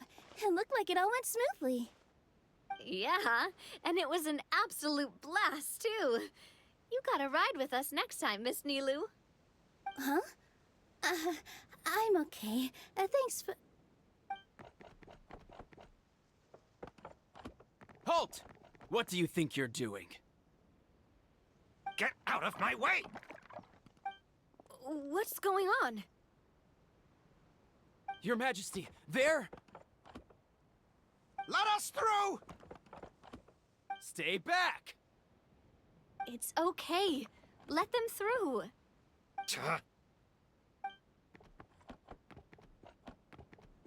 Your Majesty, could we please ask you not to turn the gear that connects up to the sky? And why is that? As you have seen, The goddess's gift is very important to us. It keeps us from harm and protects our very lives. Some of us, we just aren't ready to lose that protection. I see. I understand. Huh? Your Majesty, do you mean... I won't turn that gear. Not until you're ready. What?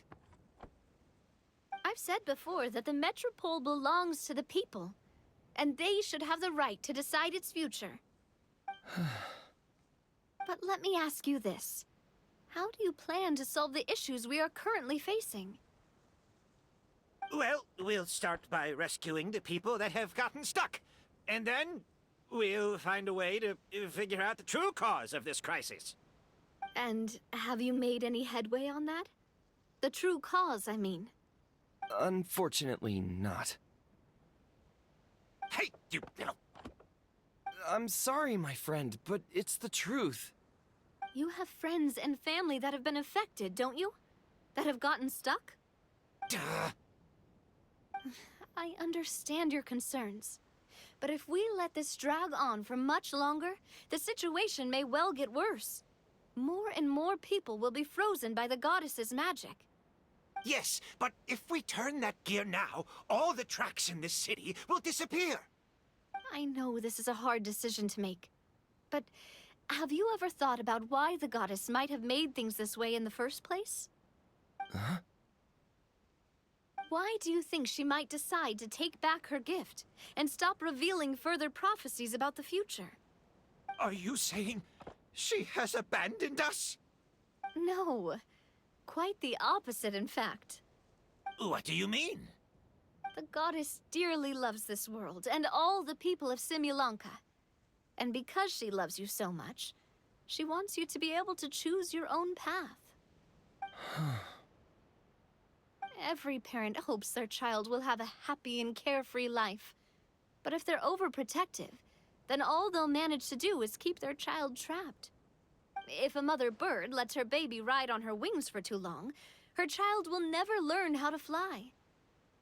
Perhaps the goddess of prophecy has always known that one day she'll have to let go. Children can only become independent if they're allowed to form their own opinions, make their own decisions, and deal with the consequences on their own. Only then will they be able to continue their journey alone, even after their parents are gone. But we've relied on the goddess's protection for so long. We don't know what it's like to go it alone. We don't know if we have what it takes. Are you kidding me? I think you've proven yourselves more than capable of that. What do you mean? You made a call in a time of crisis, and you've come all this way to talk to me. Even the guards couldn't stop you. That must have taken a lot of courage. But we only did it because we were scared. Why you set out on the journey doesn't matter. What matters is that you've proven you can choose your own path. My friend, I fear our king is right. It is time for us to face our fears. What? But we... We can't go on living like this. Living in fear. Look at what it's driven you to do. You threw away a star personally created by the goddess of prophecy herself. You once revered her more than any of us. And I think the king is right. She hasn't abandoned us. So, why don't we put our trust in her one more time? I don't care anymore. Do what you want. Aw, he laughed. I'm sorry about my friend. That's just how he is. Always had a terrible temper. Please accept... Is it just me, or has he accepted the goddess's prophecy? I think so. Not that you'll ever hear him admit it out loud. Your Majesty, please turn the gear that connects up to the sky. So, you've made up your mind? About giving up the goddess's gift? Yes, I've made up my mind. But maybe losing the gift isn't what this is about anymore. Because we've gained something too. You have given us courage. Well said. I am proud of your decision. Now, gather around, everyone, and join me as we make the night sky of this wonderful city turn once more.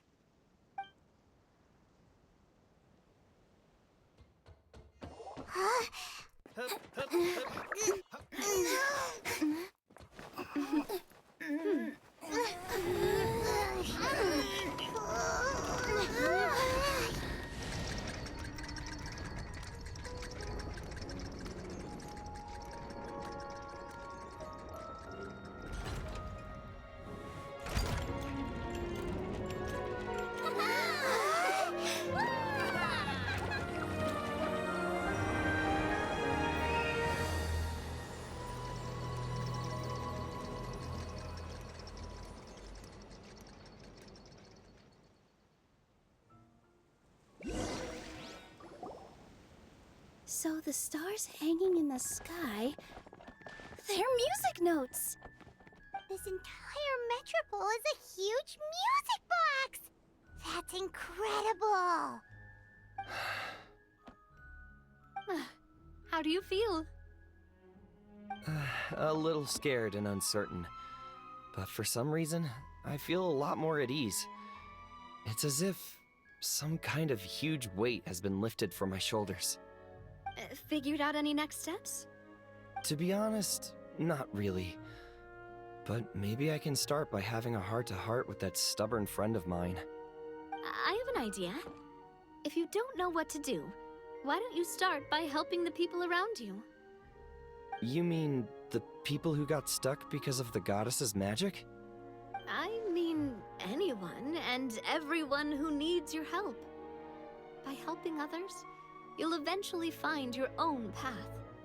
Trust me, I have experience in this. What kind of experience, Your Majesty? Yes. We'll need a formal organization with a catchy name before we go out and start helping people. Why don't we call it the Spina di Rosula? Spina di Rosula? Ooh, or even the Spina di Rosula di Simulonca. Yeah, that's catchy. Wow, big expansion for the Spina. Moving into other worlds now. Spina di Rosula. I like it. It's a great name. Let's do as Your Majesty suggests. Well then, how about I appoint you as the head of the Spina in Simulonca? While I'm off fighting the dragon with the other heroes, it'll be your responsibility to work with the guards and take good care of the people in the metropole. What? You're planning on fighting the dragon? But no, Your Majesty, you must reconsider. He's right. Your Majesty, you can't. How are you two on the same side all of a sudden? Perhaps Your Majesty is unaware of this. The great dragon suddenly broke out from the Titanium mines one day and tore the end of the world to pieces. After that, it spat out a strange fog that surrounded a whole island. No one knows what lies beyond the fog, and no one knows what has become of that poor island. Before Your Majesty arrived, we dispatched many soldiers to fight the dragon, but none came back alive. Yikes. Sounds worse than we thought. Isn't that all the more reason for us to go? There could still be guards trapped there, waiting for someone to rescue them. King Navia is right. We cannot simply stand by and watch as the people of this world suffer. Very well. Though I have not served by your side for very long, Your Majesty. 2 days is enough for me to have learned that once your mind is set, any attempts to change it are futile. You're a pretty good judge of character. He probably didn't mean that as a compliment. Since you're serious about this, I won't try and stop you. There's only one way to reach the end of the world, and that's by taking the Maritime Express. Oh, right. So there's a line going there too? Yes, it was originally built to serve the workers commuting to the Titanium mines, but it has been abandoned since the dragon attack. I'll tell the conductor to wait for you at the platform by the side gate to the Metropole first thing tomorrow morning. You're embarking on an extremely dangerous adventure. Please be careful, Your Majesty and friends. Oh, thank you for your concern. While I'm gone, I leave the Metropole in your capable hands. Yes, Your Majesty! Just call me boss from now on. That's what everyone in the Spina calls me, and it's what I'm used to.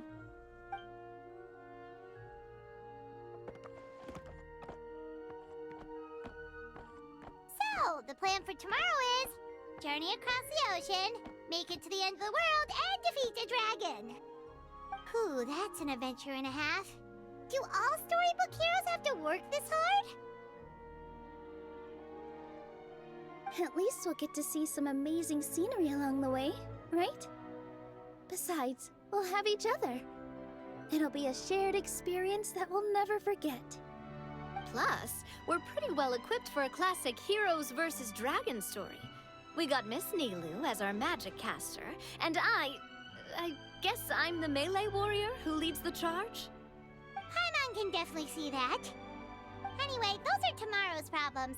Right now, all Paimon wants is to eat a proper meal, because worst case scenario, if Paimon ends up getting eaten by a dragon, she wants to do it on a full stomach. And something about the end of the world doesn't sound like a great place for food options. Well, the origami animals in the forest only drink magic tonic. What do the toy people here in Constellation Metropole eat?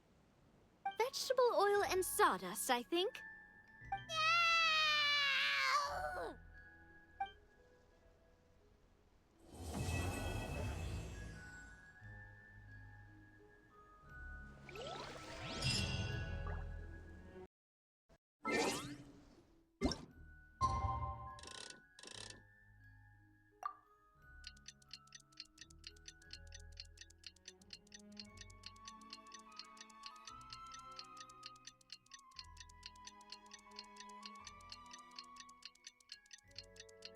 The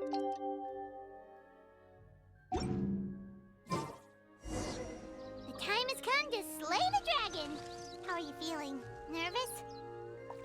Paimon's curious to see what this end of the world place is like. Come on, let's go meet the others at the station.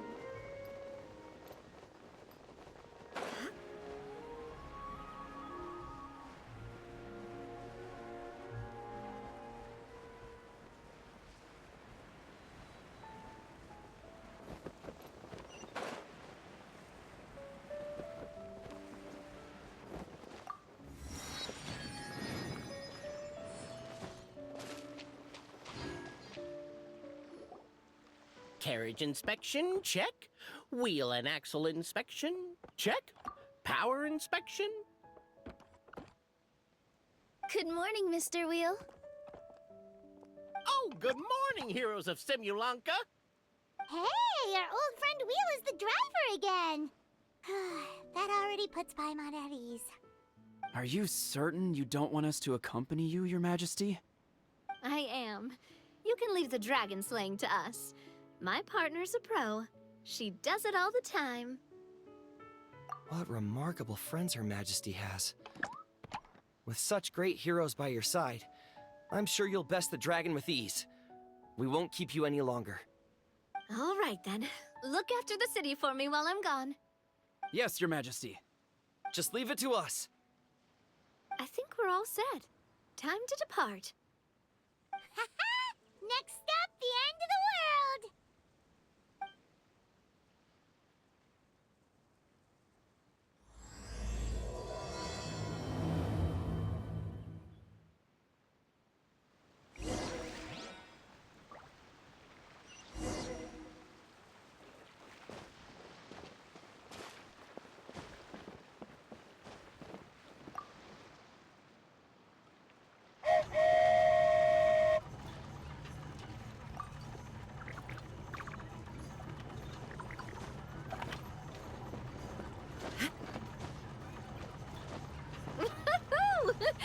So this is what it feels like to ride a toy train. Ooh, you're really easy to please, Navia.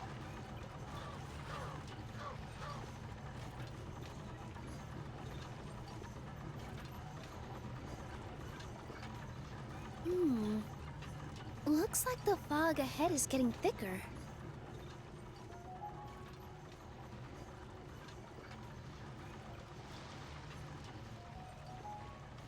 Attention, passengers. We've arrived at the transfer point. All change, please, all change. So we've got to switch trains, right? Huh? What's that? It looks like Hilly Churls, they've taken over that platform! Huh? What do we do? Just find somewhere to hide, Mr. Wheel. We'll take care of them.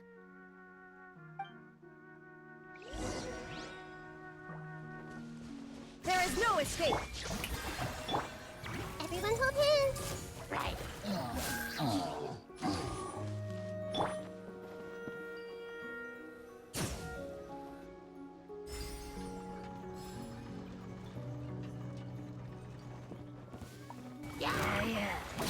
Shine down!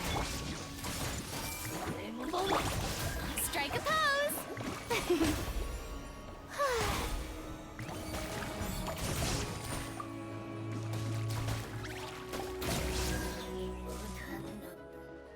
Whew. That's all of them. Thank you so much for your help, everyone. Now, let me take a look at the train.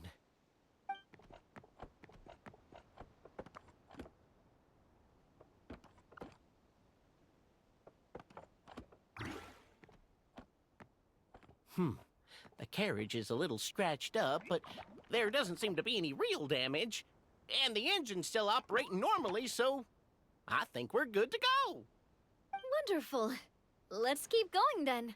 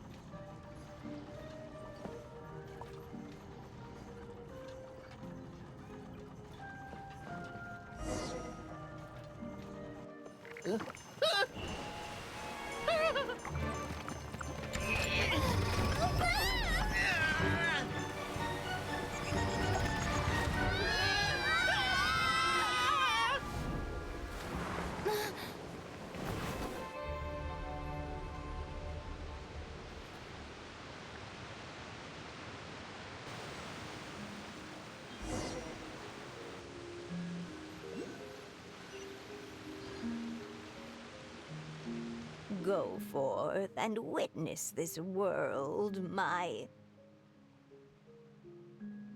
Make sure to be nice to everyone. I leave it to you. Are you okay, Miss Nilu? I'm fine, but I think the traveler is still unconscious. We're lucky this guy caught us on the way down. Passed out from a little fall, did ya? How fragile. Oh, cut her some slack. The traveler's had a rough few days. We should just let her nap for a bit. But my leg's falling asleep. You couldn't have set her down on the grass over there, Hat Guy? Ha! I go out of my way to save 4 people who fall out of the sky, and now you're nitpicking my choice of soft landing? That's the most ridiculous thing I've ever heard.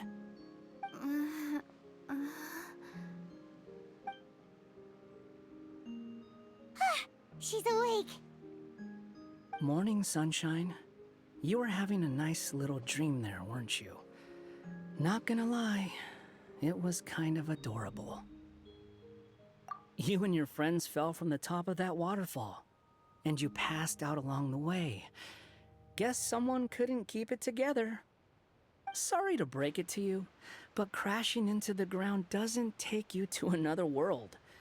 That kind of thing only happens in those stupid light novels they sell in Inazuma. Also, he kind of, set you down in Nilu's lap, so that's where you've been napping all this time. Paimon? Oh, no. It's all right. I'm just glad you're okay. You didn't hit your head, did you? Is the dizziness gone? Really? What did they say?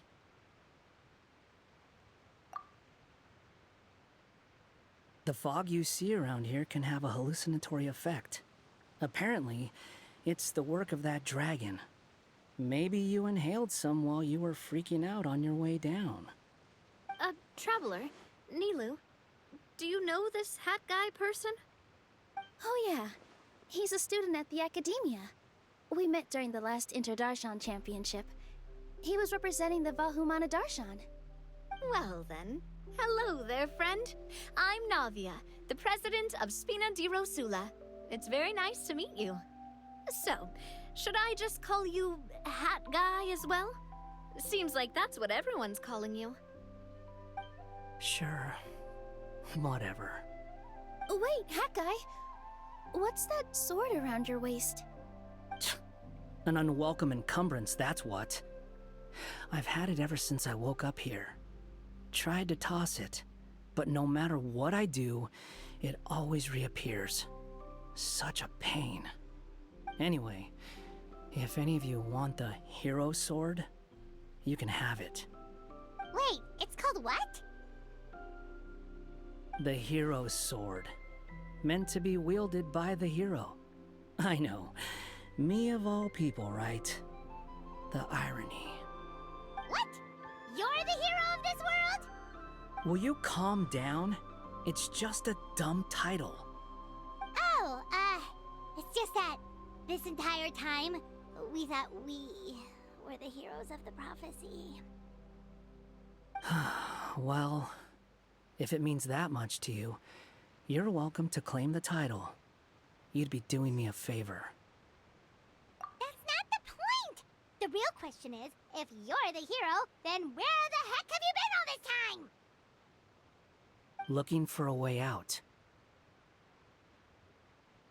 I heard there's a boat in this area that can bring you to another world. So I came to investigate. But look at the state of things around here. The lighthouse collapsed. The boat won't budge. I say we try to find a different way out. Huh. Paimon's guessing a voice told you what you were supposed to do here. That's what happened with Navia and Nilu, at least. You expect me to take orders from some disembodied voice? Hey, wait, where are you going? To find the so-called source of this world's misfortune. The dragon responsible for this whole mess. Wait, we came here to fight the dragon as well. Why don't we go together? Grab that dragon scale over there before you leave. It'll come in handy later. A dragon scale? Where? How did you know about it? What's it for? And... Have you ever considered keeping your questions to yourself? Because if you actually expect me to answer them all, we'll be here until the next Interdarshan Championship. You little... Paimon thought you might have learned some manners by now, but clearly not!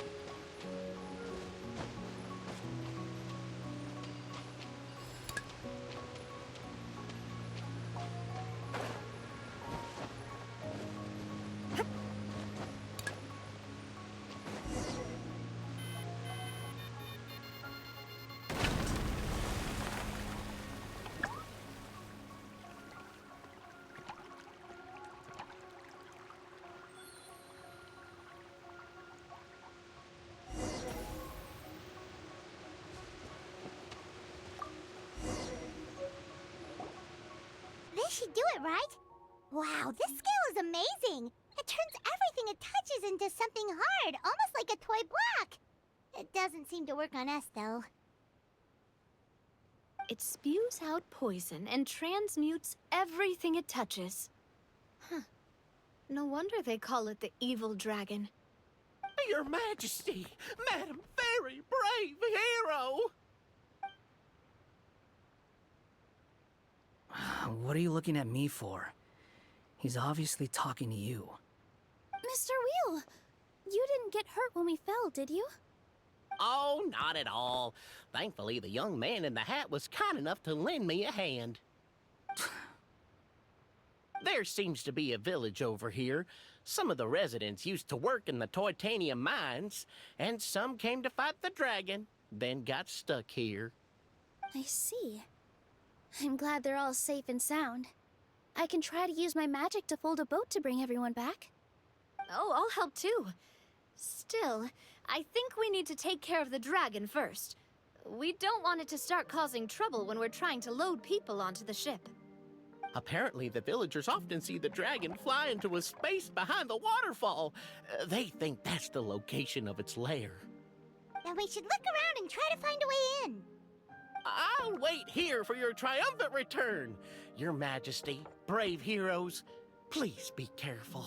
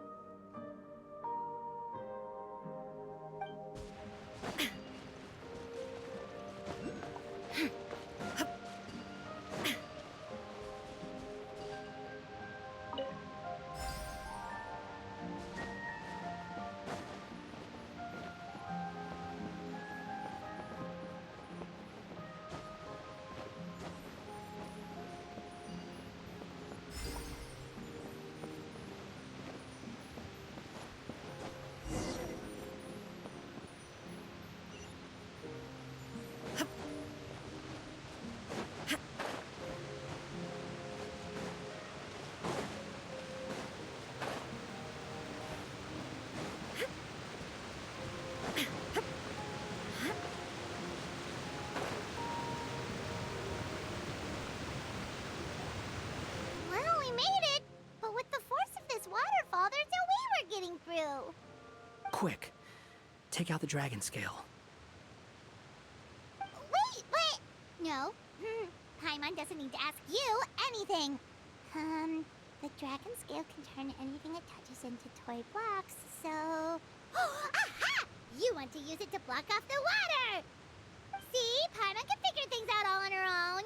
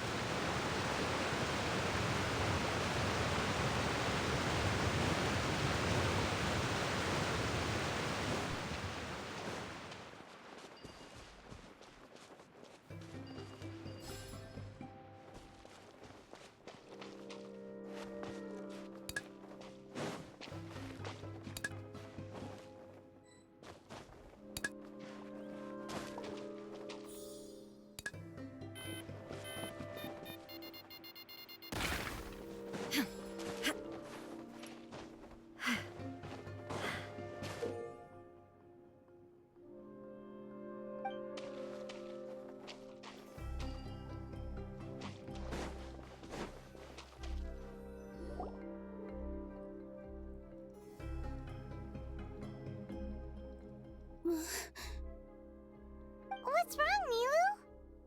Oh, nothing. It's just...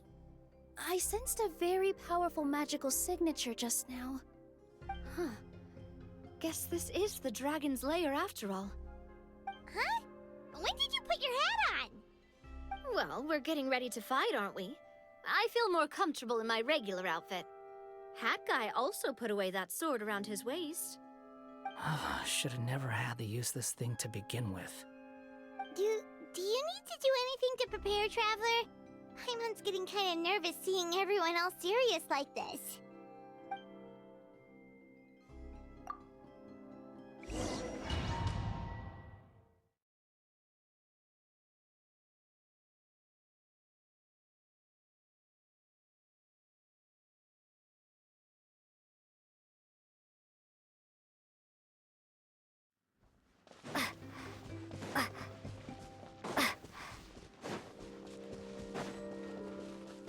Oh, looks like we're not the first ones to make it in here. Wait, hold on! Let's fight the dragon together! They're already gone! Let's try to catch up!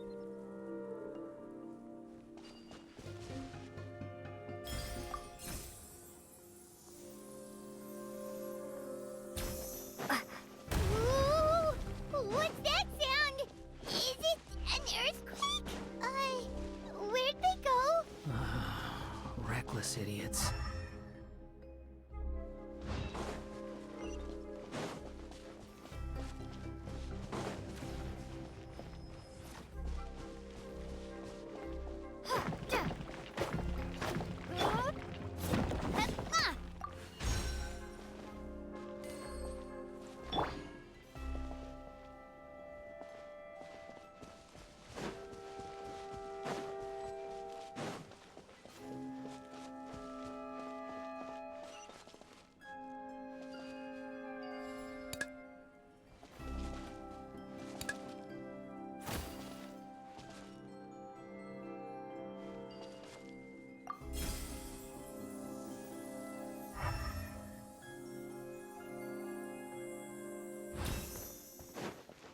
Right.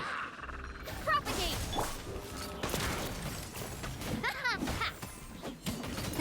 Hey there! Cha! Squall and Fury! That's far enough!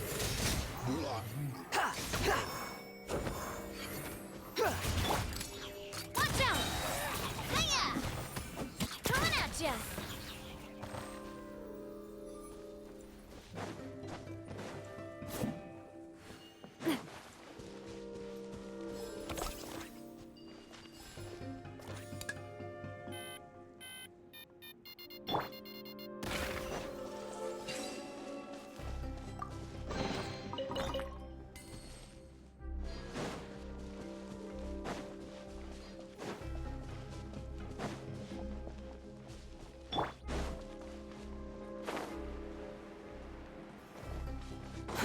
Too slow.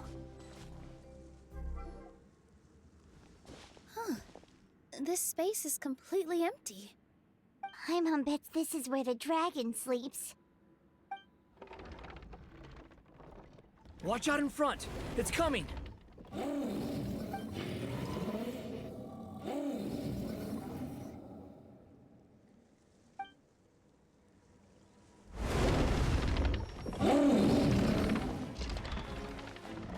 Whoa, that dragon is huge! And it just attacked us without warning!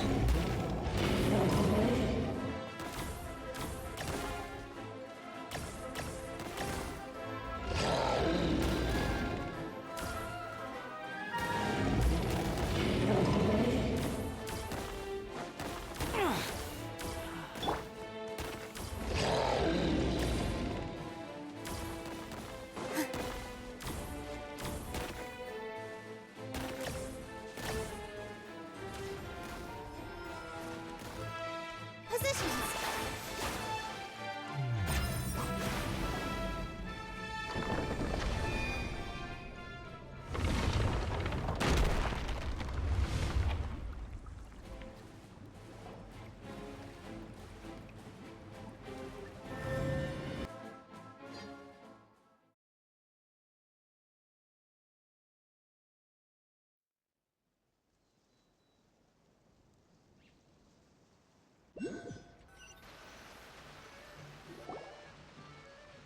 Look, he's here.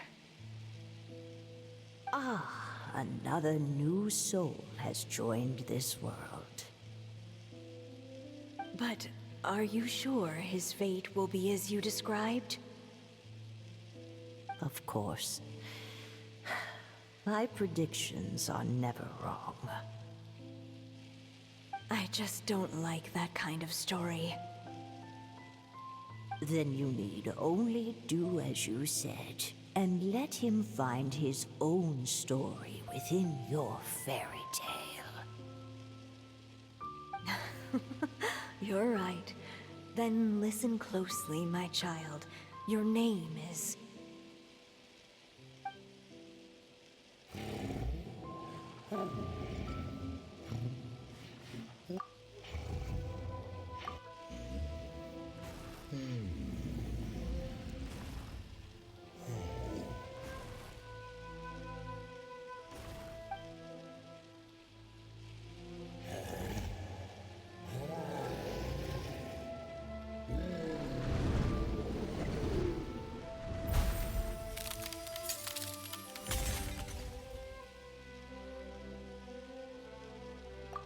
It's the dragon! The dragon that destroyed the Titanium mines! Help! Help! Soldiers, pick up your weapons! Destroy that monster!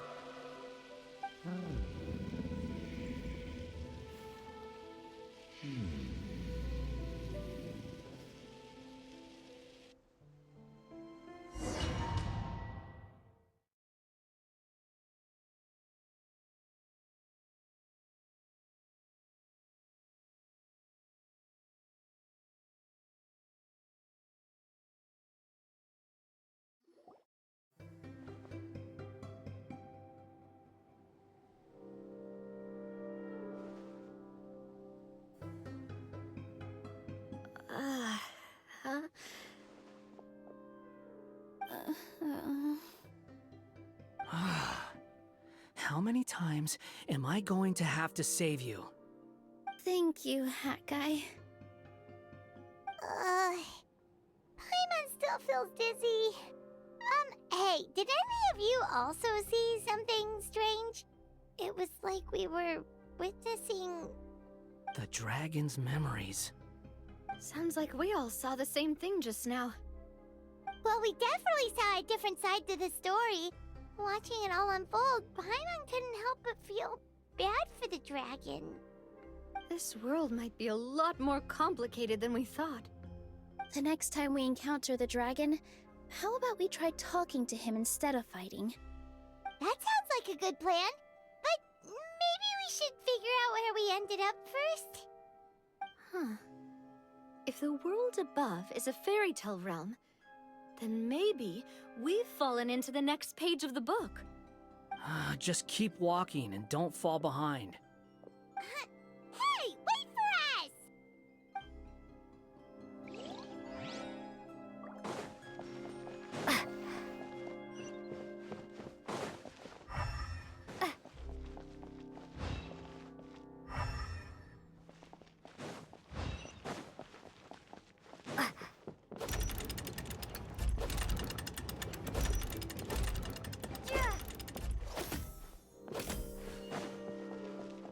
Wow, this place looks a lot different from the dragon lair.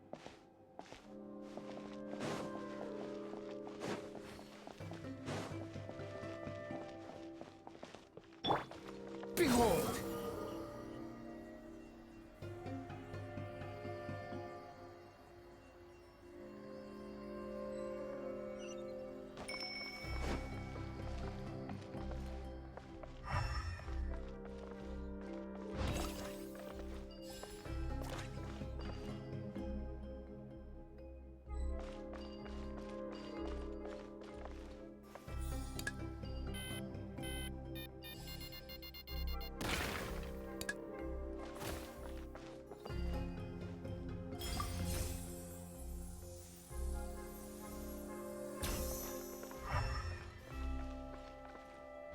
Quit following me.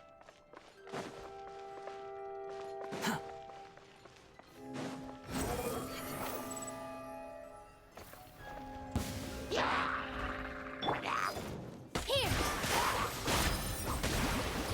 Squall and Fury! How amusing.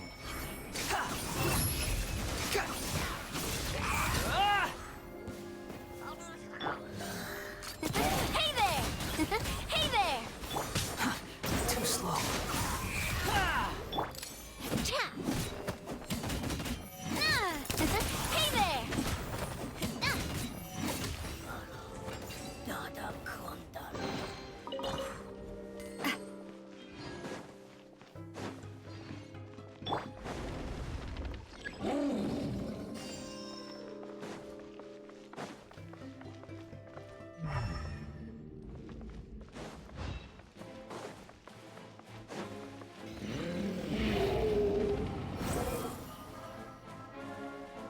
seems angry. We just want to talk to you.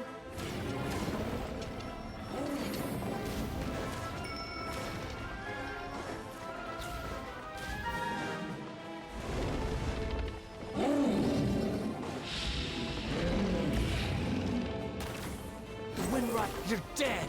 Search for it. Huh.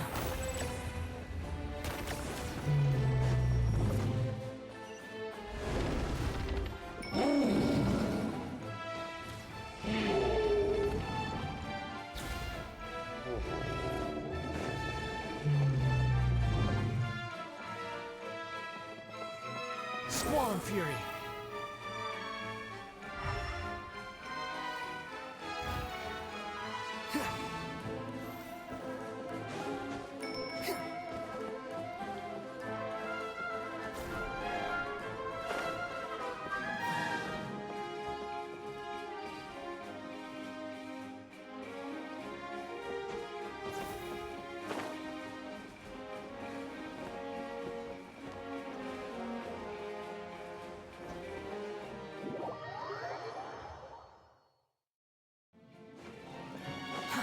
Too slow.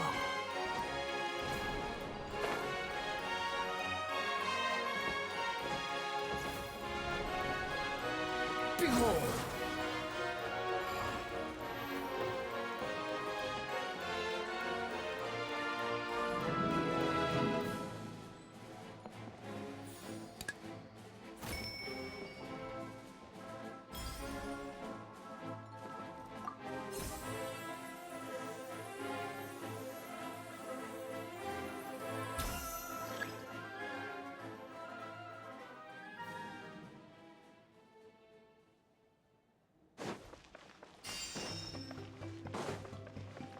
Quit following me. Huh.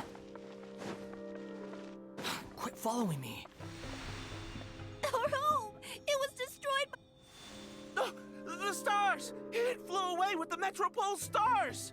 Oh, no! We didn't get eaten by the dragon? The dragon just dropped us off here?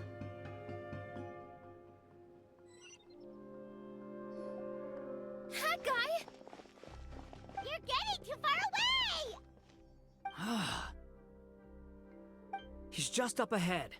Is he trying to lure us somewhere? Well, I'd say we were the ones who backed him into a corner. But we just want to ask him a few questions about his past. He's had year after year of people coming here to try to take his head. If you ask me, his reaction is perfectly normal. Maybe there's still something we can do to calm him down? I wouldn't count on it.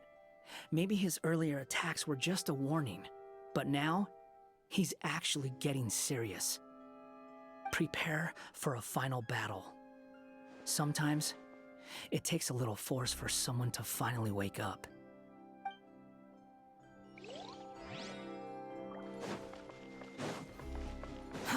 Too slow.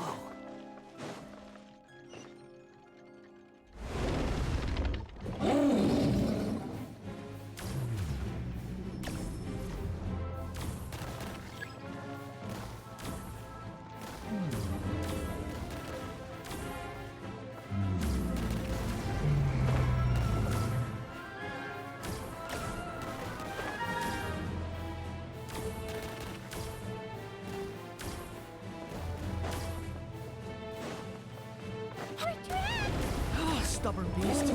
You really want to get beat up that bad?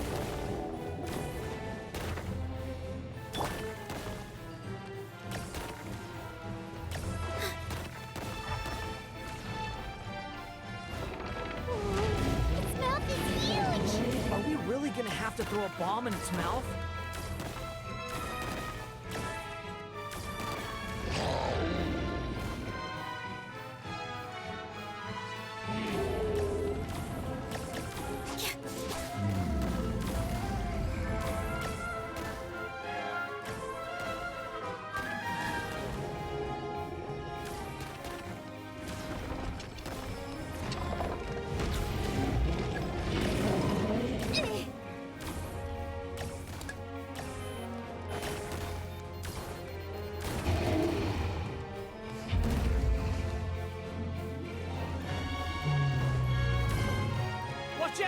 If you fall, you're on your own this time.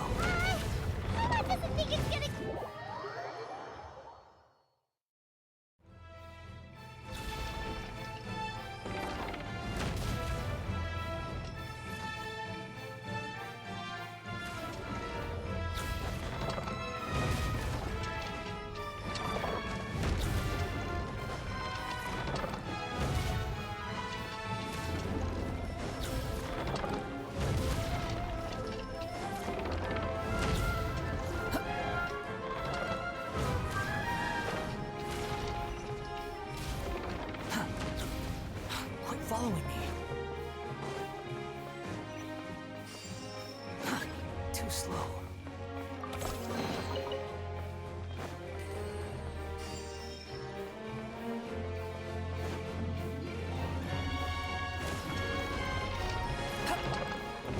Quit following me.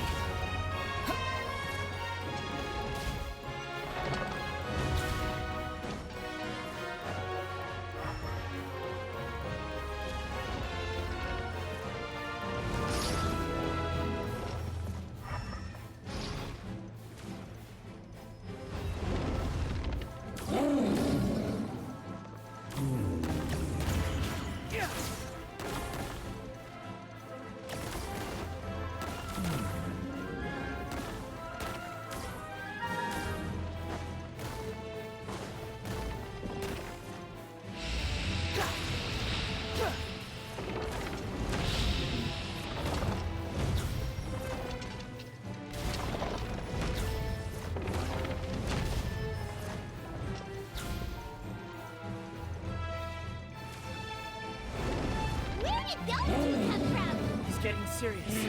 Don't get hit! How amusing.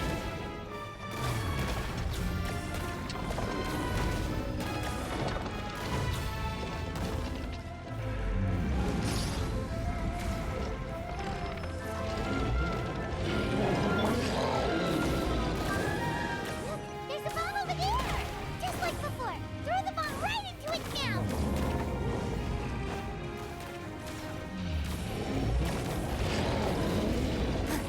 What are you waiting for? Open, now's our chance!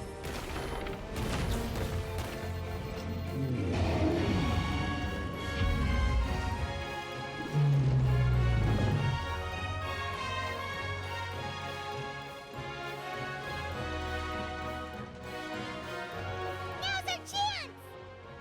Wait!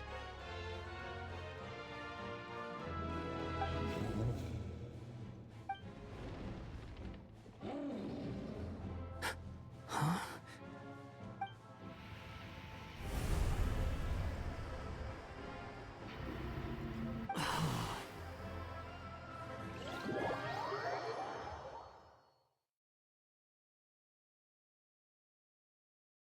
Are we?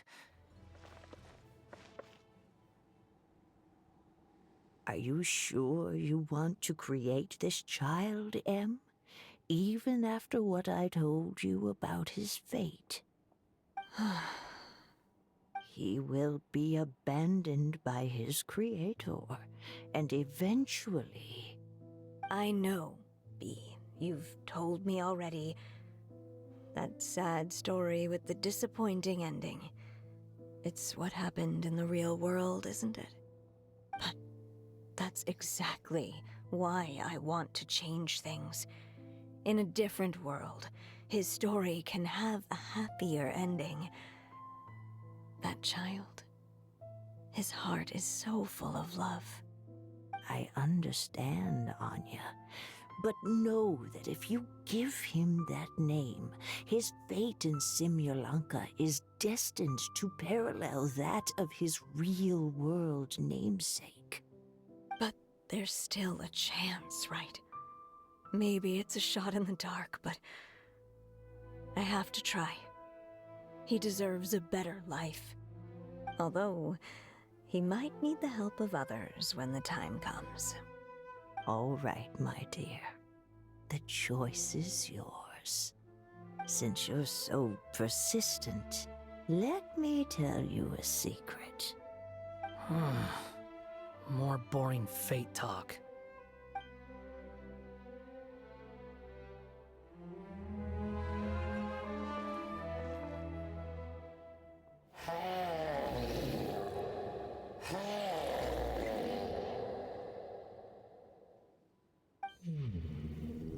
I'm sorry, my child.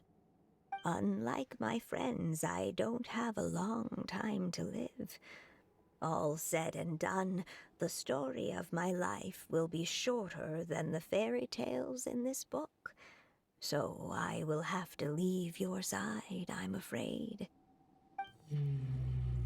It's okay. It's okay. Once I'm gone, I will become a star in Simulanka and watch over you from above. If you ever feel lonely, just look up towards the sky. Go forth and witness this world, my child. Make sure to be nice to everyone. You'll meet good friends one day. I'm sure of it. That is my wish for your future.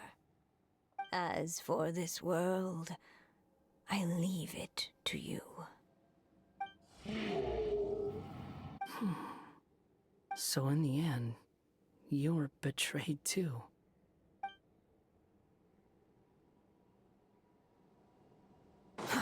Too slow.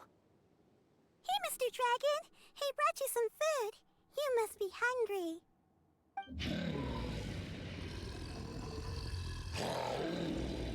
Shh! Quiet! We can't let anyone hear us. Everyone says you're a bad dragon, but you're always nice to me when we play together. You always help me pick flowers way up high that I can't reach.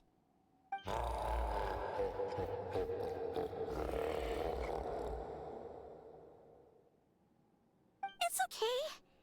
Just keep hiding here, and tomorrow I'll... Oh no, my child! Help! Somebody help me! Save my child! The dragon's trying to kidnap her! No, Mom! It's not like that! Listen to me!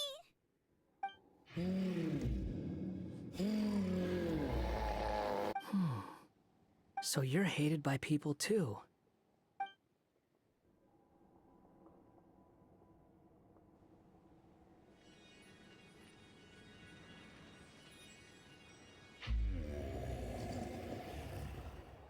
So that's it. That's really your wish? To never have been born at all? That's not a fate you should wish for.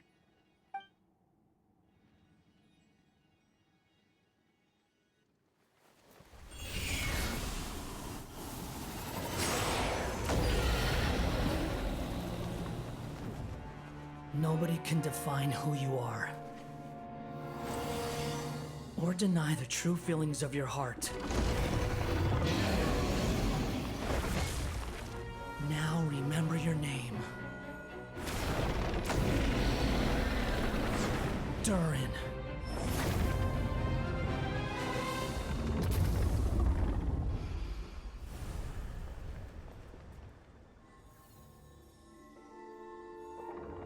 It's all right now.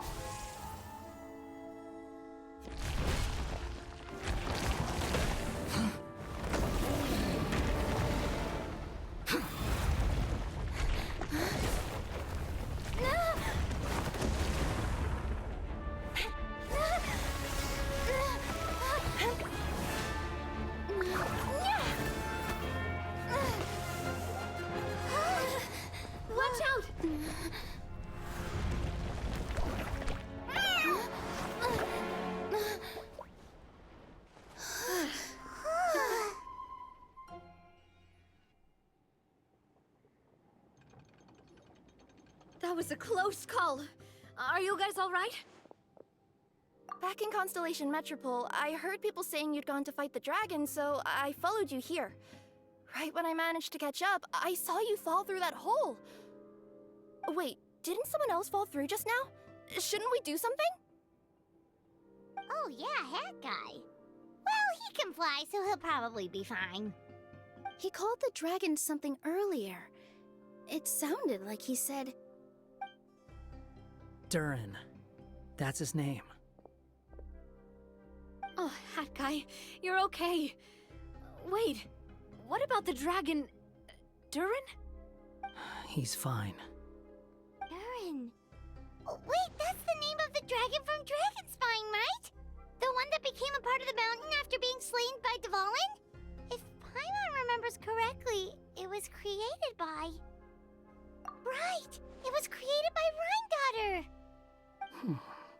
Created, you say? Huh. So, what exactly happened down there? You've been acting weird ever since the end of the fight.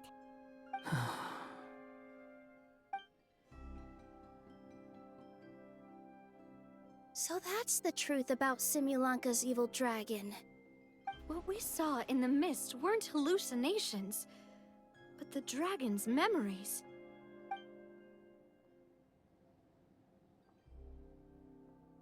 Huh. I thought it was strange. The people around the Broken Sea are clearly stranded, but I never heard any stories about the dragon attacking the village. The people we met along the way are probably workers from the Titanium mines, or guards who came here to claim the dragon's head. Durin probably allowed them to live here because there was nowhere else for them to go. When I first came to this world, a voice spoke to me and said, "You are the hero of this world. Now go forth and save the dragon." Huh. Who is the person behind this voice anyway? And why did they bring us all here? Come with me. The answer to all this can be found below.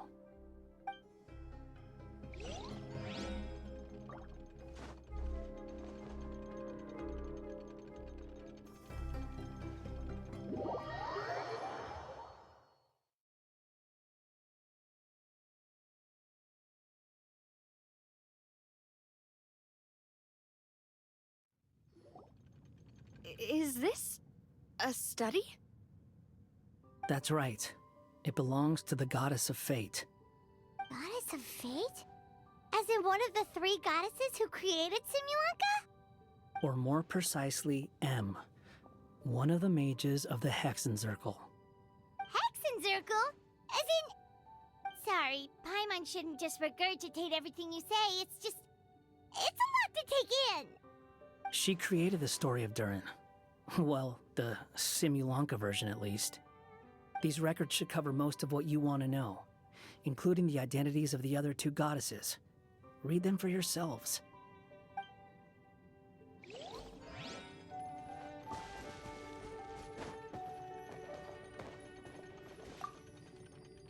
My dear sisters, I fear my pen shall soon run dry. Even now, as I write this letter to you, my dexterity is all but failing me.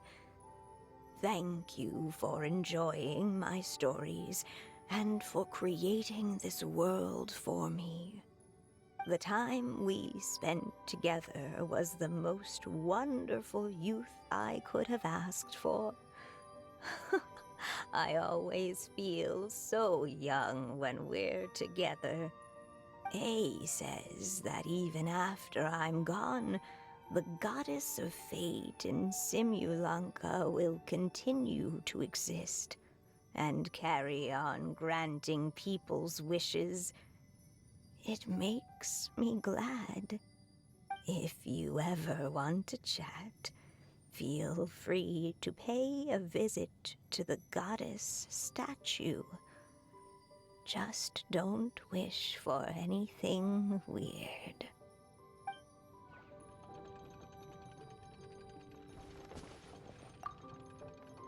By all rights, I should have been A, since A is the first and last letter of my name. But Alice overruled me on the basis of seniority and said I should be M instead because of my middle name.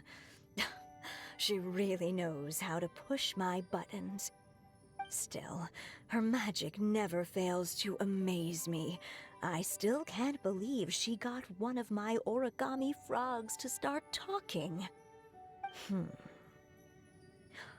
Why don't I write a story with origami animals as the main characters? Let's see. Once upon a time, in a magical forest, there lived a group of animals made of paper. Barbie loves looking into the future, so she used her powers to map out the fates of all living things in Simulanka. But knowing the ending in advance takes all the fun out of the story. I think I'll make a bet with her. I believe that one day the people of Simulanka will decide to carve their own destiny. Apparently, she wants to build a statue of herself in the capital city. Always looking to add some pizzazz.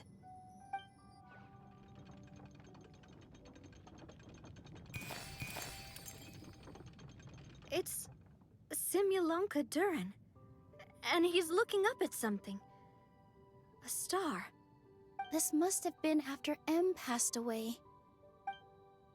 This looks like a mine. Maybe the Toitania miners dug too deep? So deep that they dug right through to the world on the next page. Yeah. Now that you mention it, this miner's lamp looks really similar to the star on the previous page.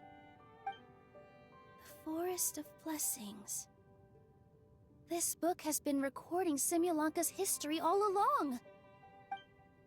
Look at the size of those footprints. If that's every time he lands, then no wonder people are so terrified of him. So that's why you took the stars. Because you missed your mom.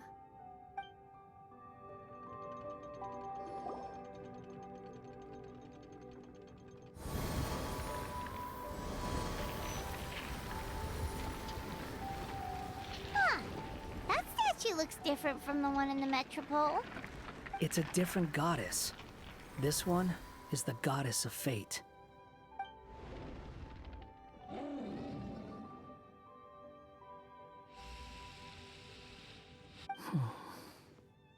It's all right now, Durin. Nobody here wants to hurt you. Don't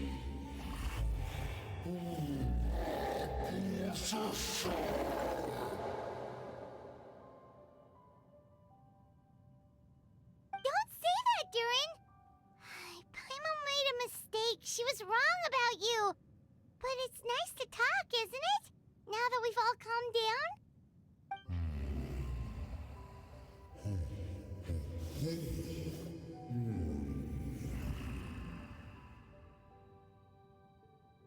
So that's why you made that wish? So stupid. Hey!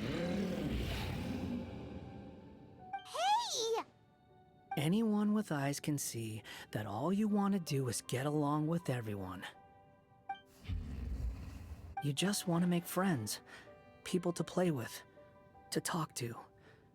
People who accept you, or at least accept your apology.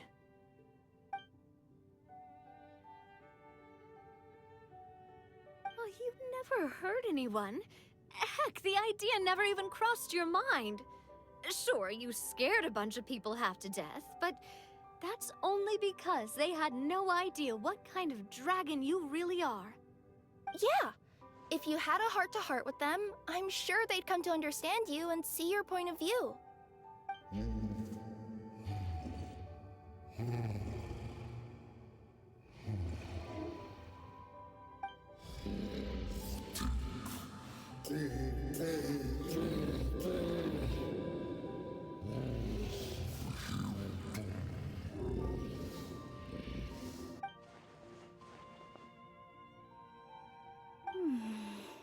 The curse.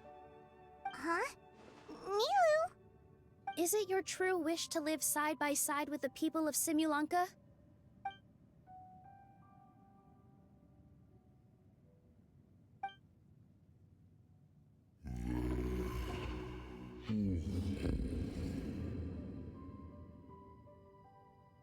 Then close your eyes and make a wish to the Goddess of Fate. We will help make your wish come true.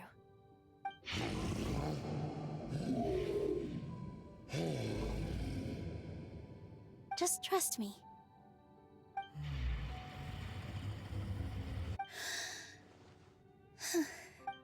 I, Nilu, the Forest Fairy, give to you my blessing and welcome you as a dweller of the forest. May everyone accept you as one of our own, and may the Forest of Blessings be a place you can call home. I, Navia, King of Constellation Metropole, give you my blessing. I grant you citizenship to my kingdom. Oh, me too! As the, Nekomata in Boots of this world, I give you my blessing too. Wait, what's going on?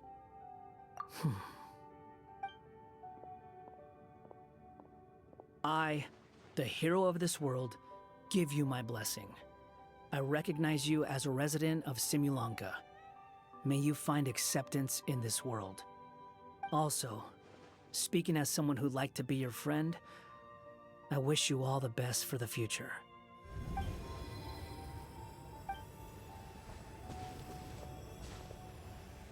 I, a traveler who has traversed many worlds, give to you my blessing. May you find friendship and goodwill no matter where you go.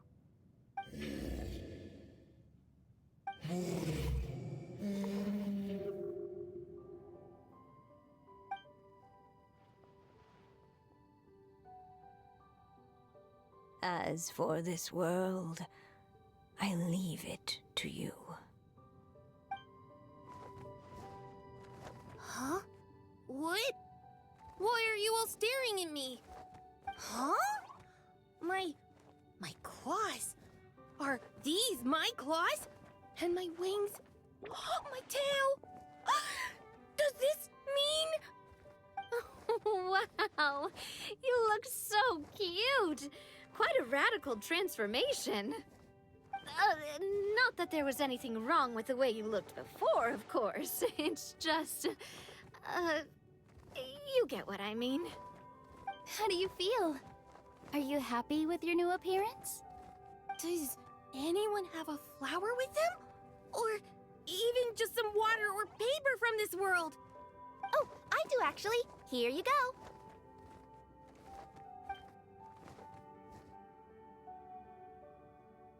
They're not changing.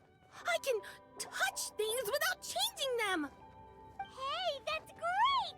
One more flying friend for Paimon! Now the residents of Simulanka won't be scared of you anymore. But what about all the things that I did before? That's simple. Just go out there and atone. You could fill in the footprints you left on the ground, or help the people around the Broken Sea get home. Okay. And you'll come along and help me, right, Hat Guy? Huh? Why would I do that? Because you said you wanted to be my friend. You little... Gah. Well, maybe I spoke too soon. Huh? But I thought...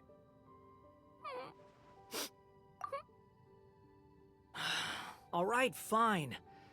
I'll go with you. Really? Yes, really. Lying to you would be no fun anyway. Oh, thank you! You're the first friend to call me by my name! Let's go back up. I'm about to suffocate down here. Oh, it feels so good to finally see Hat Guy meet his match. Yeah, okay. Paimon just never thought we'd see the day, that's all. All right, let's also head back up then. Don't be scared, Durin. We'll be right by your side. Thank you for your blessings, everyone! Oh, this is the happiest day I've had in a really long time!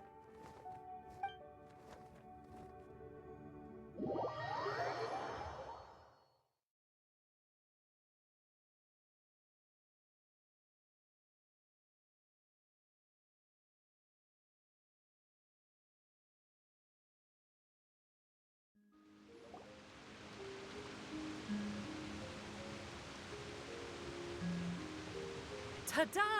Surprise, everyone! Ah! A talking street lamp! Street lamp? Oh my! You mean you still don't remember me after all the times we've spoken? I know that voice! It's Mom's friend! Hello there, traveler and friends.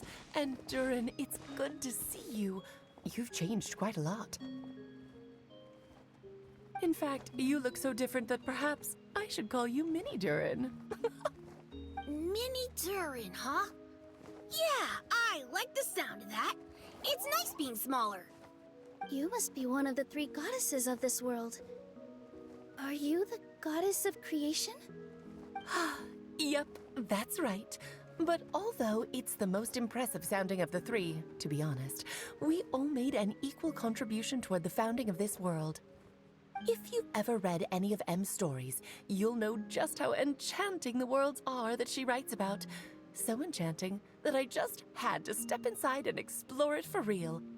So I got B involved, and with M's consent, created the world of Simulunka. Whoa, whoa, whoa! You're getting a little ahead of yourself. First things first, would you mind explaining what you're doing here? In fact, no! What are we even doing here? Don't worry, all will be revealed. After everything you accomplished on your journey, you're free to ask me anything you want. Let's start with your first question then. I'm here because I sensed a great magic power emanating from the book just now, and I couldn't resist the urge to peek inside and check it out. That must have been when we all gave Mini Durin our blessings, right? Yes, exactly. In the world of fairy tales, words and emotions often carry far more power than any spell. It's all thanks to your magic that Mini Durin was able to take this form. Come say hi to me, little one. Oh, look at you. You're as cute as a button. So, what about us? Was it always part of the plan that we'd come here? Plan isn't the word I'd use. If you ask me, I'd say fate works in mysterious ways. When Durin of Simulunka made his wish to the goddess of fate, it just so happened that in a world far away, all of you wonderful people were holding a copy of M's fairy tale at that exact moment. And because of your noble and kind souls, you were selected by the goddess of fate to come and save this world. Now that you mention it, that's what I was doing when I was transported here. I was reading a fairy tale to some children in the Fleuve Cendre. I think I just, happened upon an old book and decided to use it as my pillow during a nap in a box. Wow, what a crazy coincidence. Wait, that's not right.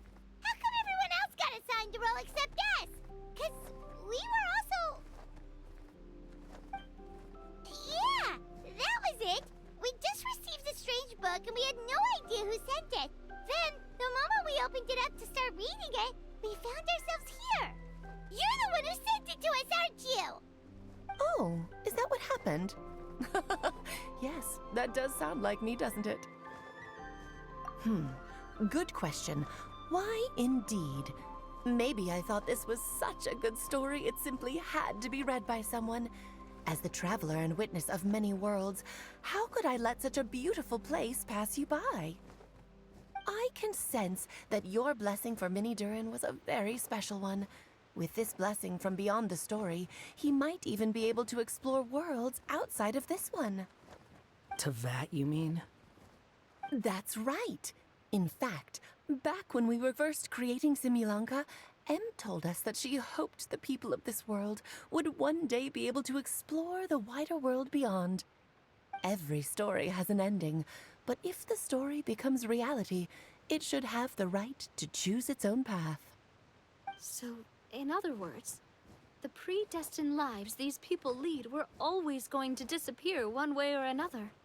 Wait, so even if the people here get to go to other worlds, surely there's gotta be a way we can leave too, right? Don't you realize you've been able to leave all along? Huh?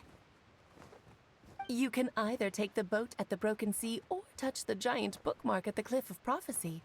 All you need to do if you want to leave is focus on the place you want to go.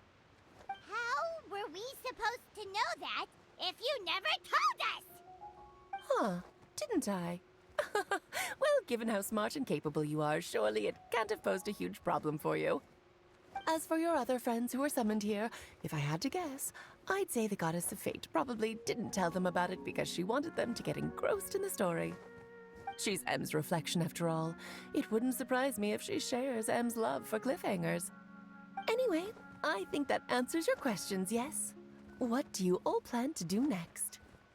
I'm gonna go say sorry to the people of this world. After that, I want to start protecting Simulanka, just like Mom told me to. Now we know how easy it is to get back home. Paimon's suddenly not in such a hurry to leave. Same here. It's not every day that you get to come to such a magical world. I, for one, plan to explore it a little longer. I'm glad to hear it. Maybe I should invite some other friends to join you too. By the way, Minnie Durin, I'm delighted to see you've made some new friends. I'm sure Em would be very proud of you. Now, before I depart, please let me give you a blessing as well. May your future be as rich and colorful as the stories Em used to tell. She's gone. Guess this is where the hero's journey comes to an end, huh? But it's also where a new journey begins. The adventures of Minnie Durin and friends. Huh? An adventure for me? You bet. For starters, I'd love to introduce you to my other friends in the forest. Even though there have been some misunderstandings in the past, I'm sure they'll welcome the new you with open arms. Huh? Stop looking at me. I already said I'll come with you. Whoa! Look over there! Wow. The stars are beautiful. I'll bet that's a gift to Minnie Durin from the 3 goddesses of this world. Oh. Thank you, Mom.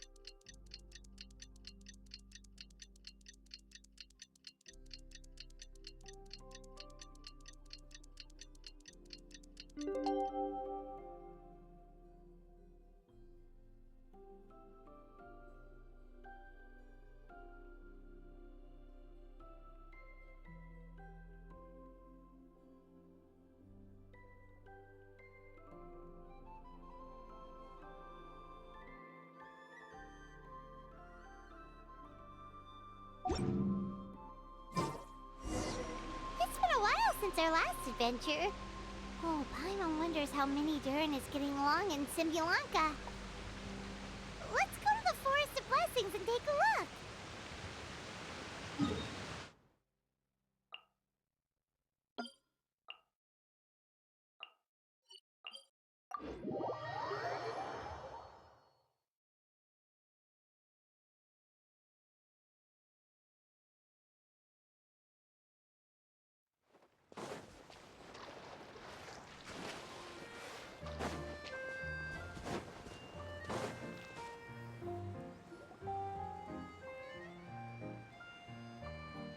Here's your 2 magic tonics. Why, thank you, young lady. And might I add that you're looking quite lovely today. Jean, come on, take a seat and let's have a drink. I ordered one for you as well.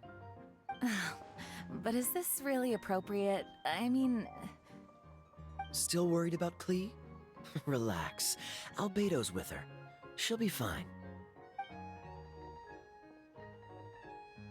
Kaya and Master Jean! What are you two doing here? Oh, look who it is. The Traveler and Paimon.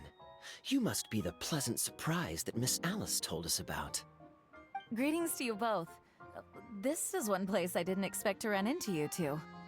The locals here have been talking non-stop about some brave heroes who saved the world. Let me guess. You two have been up to your old tricks. Well, not just us. We only played a small part. You could say we were 2 members of the Heroes Adventure Team. Still sounds mighty impressive to me. As ever, our honorary knight is making us proud wherever they roam. That's right. We received a letter of invitation from Miss Alice, proposing that we take Klee for a vacation in Fairyland when work dies down. I wasn't sure what she meant by Fairyland at first, but if my eyes are not deceiving me, she was being quite literal. Klee ran off excitedly as soon as we arrived. I'm a little worried about her, but Albedo insisted he would look after her while we do our own thing. We could hardly say no to such a considerate offer, so I took it upon myself to bring Jean to the nearest tavern we could find. Any excuse for a drink, huh? Well, we are on vacation. It's only fair that we get to indulge ourselves a little. You're right.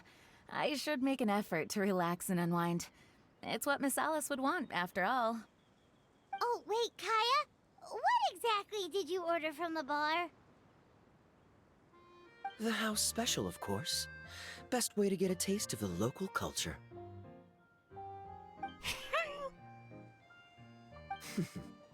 Why are you making that face, Paimon?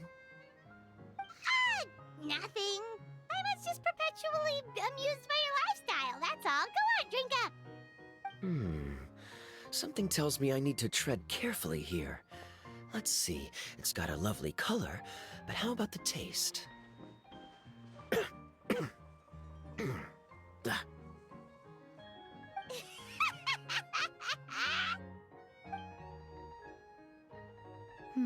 I think maybe I'll pass. But it's such a shame to waste it.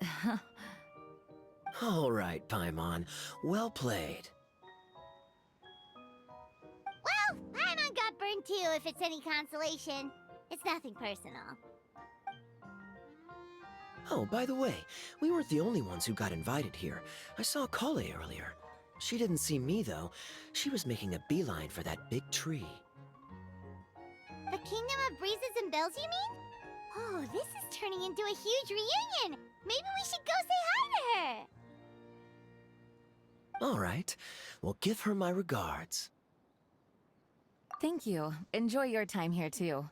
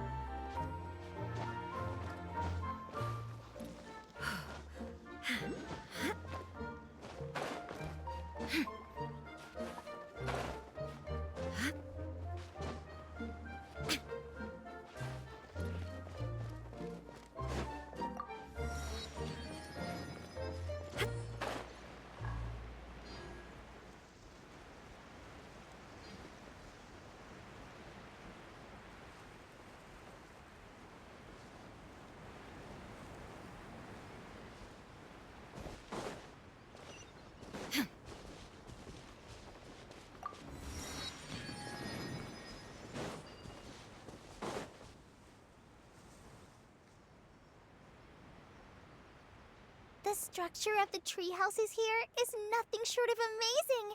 I have to write it down so I can tell Master Tainari all about it later. Hey, Kale! You scared me. Traveler and Paimon? You got invited here too? Yep. Well, they sort of skipped the invitation part, but anyway, what you doing out here? Something caught your eye? Oh, yeah. I'm trying to observe and summarize the structures of the trees here, and also the animals that live here. Well, the residents, I guess? I still can't get over the fact that they're all someone's origami handiwork. Once a forest ranger, always a forest ranger, huh? Not sure you'll be able to apply much of what you learn here back home, though, with this being a magical world and everything. What? Over there, by the giant footprint, have those houses always been there?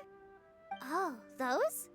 The local flying squirrels told me that they were built by a small dragon and some guy wearing a hat. Oh, that must have been Minnie Durin and Hat Guy. Any idea where they went?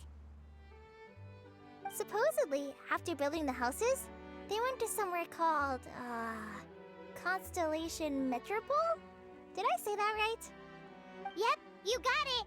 Oh, also, when the locals mentioned the dragon, did they seem at all, did they say how they felt about him at all? Now that you mention it, the atmosphere changed a little when they talked about him. Oh no. They mentioned some stuff along the lines of past misunderstandings and welcoming new members. I only just got here, so I know very little about what has happened in the past. They seemed genuinely grateful for the houses, though, and said they were going to plan a welcome party. Oh, thank goodness. Phew. Sounds like the forest has begun to accept him. It's a step in the right direction. Are you looking for that small dragon? Yeah, he's a new friend we made after we arrived here. No way! Really? I'm getting more and more interested in your story. No. I've got to save it for next time. For now, I've got to make the most out of my time in this wonderful world. Oh, there's no rush. Just take it slow and enjoy yourself. Like Kaya. Oh, he sends his regards, by the way. Oh, Mr. Kaya is here too? Then I've got to go say hi to him. Well, right now he's at the tavern and he probably won't be leaving until he's drunk. Not that he'll ever reach that point because his alcohol tolerance is so high. Basically, it's Kaya. You know where to find him. You make a good point, Paimon. Then I'll focus on exploring for now and go catch up with... Shall we go pay a visit to the Metropole Traveler? Maybe Minnie, Durin, and Hat Guy are still there. Oh, right. By the way, something pretty interesting has been happening in Sumeru recently. Master Tainari has been working really hard on it, so if you have time, definitely go and check it out. Sounds good. We'll found some time in our schedule. Of course. See you later.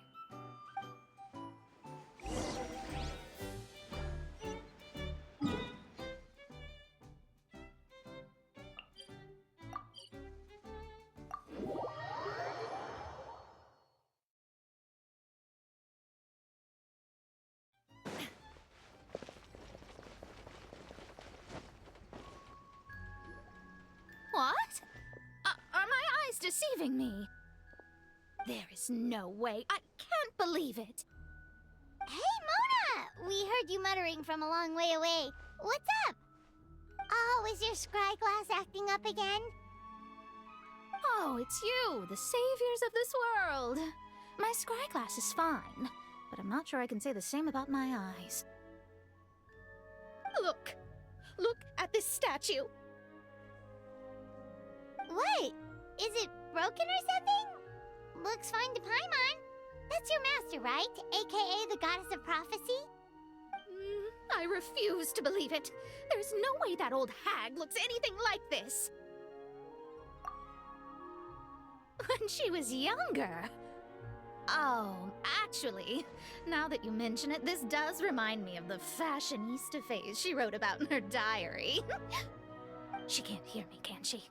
I swear I just got chills down my spine. Either Either way, it's probably a little rude to talk about her right under her statue. But how do you know it's a statue of her if you never saw her as a young woman? I did a quick scry when I came into this world, and when I saw the stars' reflections, I was at a loss for words.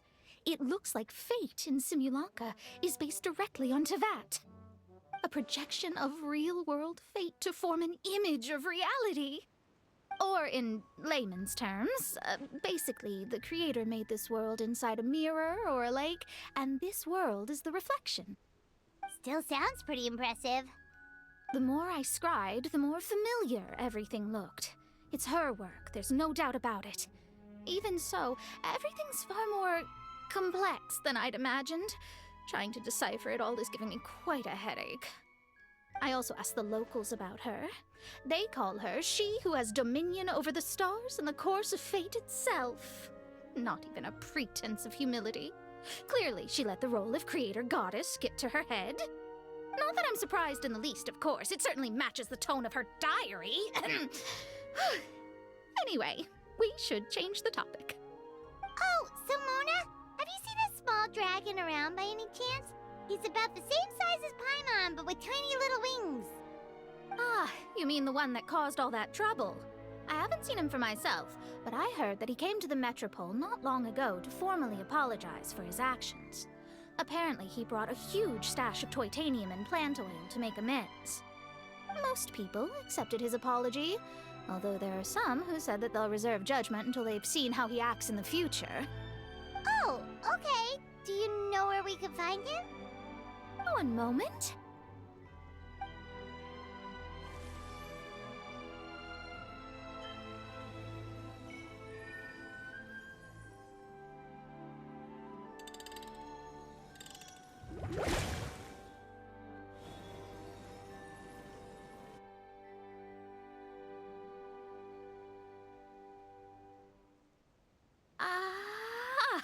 It looks like he's at the Broken Sea. There's a big group of people with him, too. Cool! Wanna come with us? We can introduce you? I think I'll sit this one out. This might be the closest I ever get to meeting the old hag in her youth, so I think I'll spend some time seeing what else I can glean from her grand design. You guys have fun. What do you mean, be careful? Now you're making me nervous. We'll be off now. See you later, Mona!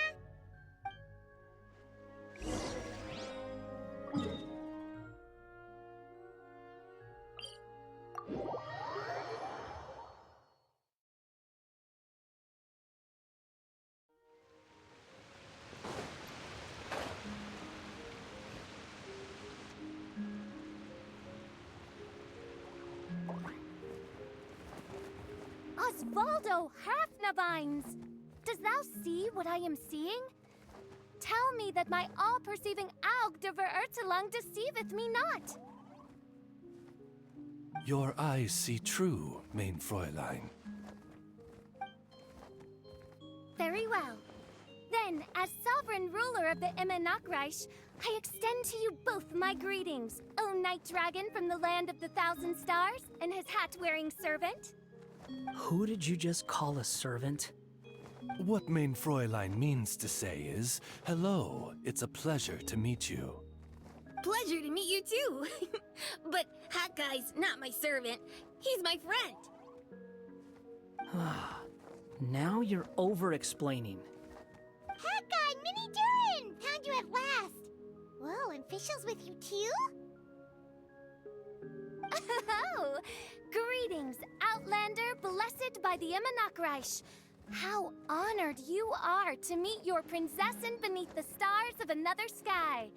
Clearly a decision made by fate itself. Miss Honorary Knight, Paimon!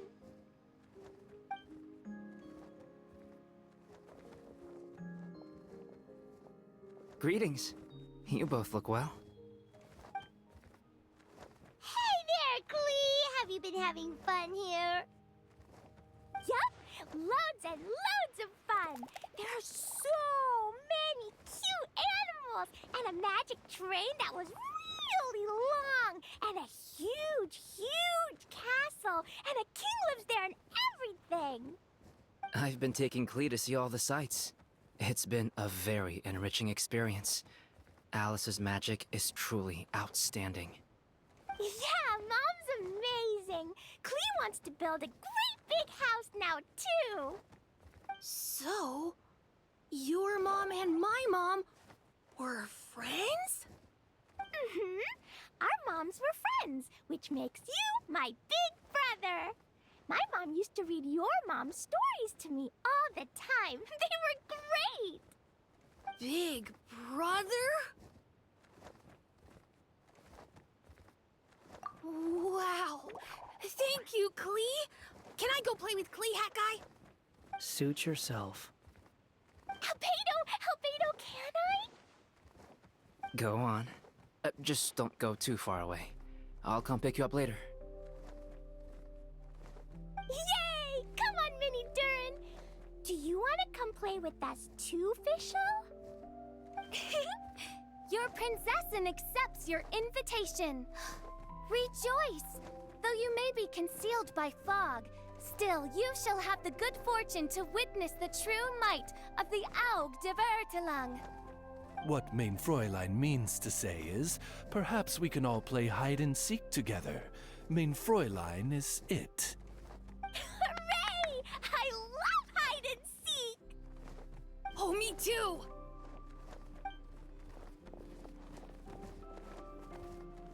To return to our previous discussion, Mr. Hat Guy, you were telling me about a prophecy?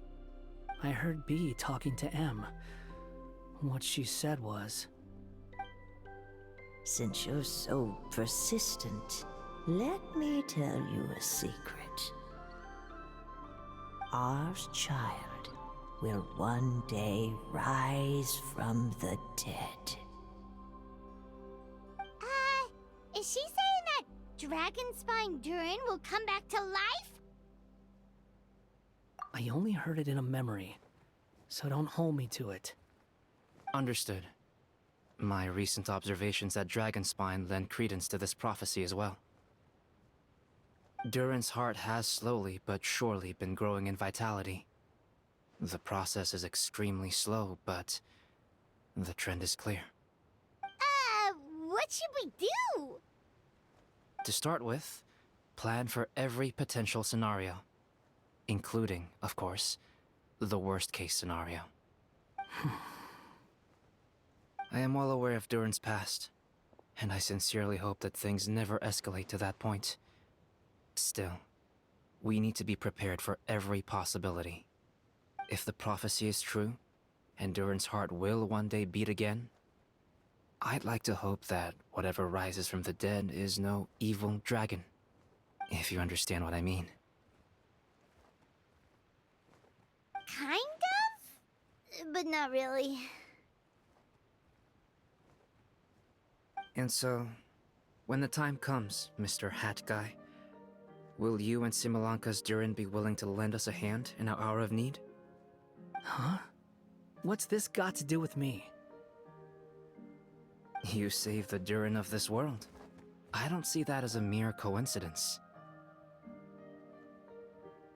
If there is any meaning to be read into the actions of the three goddesses, beyond fairy tale whimsy alone, I can only boldly speculate that the fate of this reflected world may have a reciprocal effect upon our own world.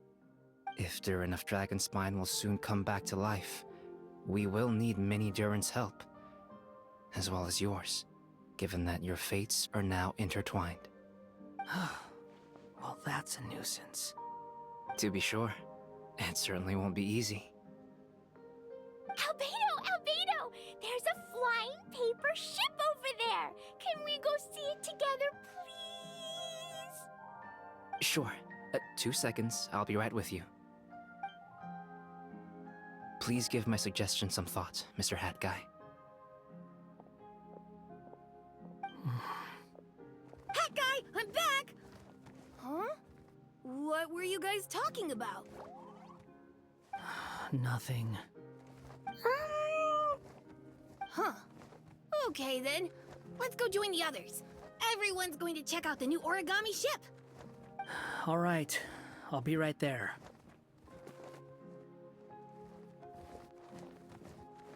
Why would I be? Do I strike you as someone who cares about other people's issues?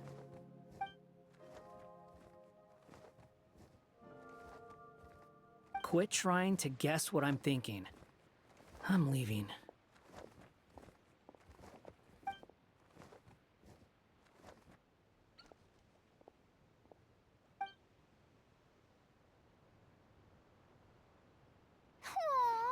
What a lovely little boat! The forest fairy helped us make it. Paimon just realized there's a lot fewer people around the Broken Sea now. Guess most of them have made their way back to the Metropole. Does this boat have a name? I can't see one anywhere. Huh? A name?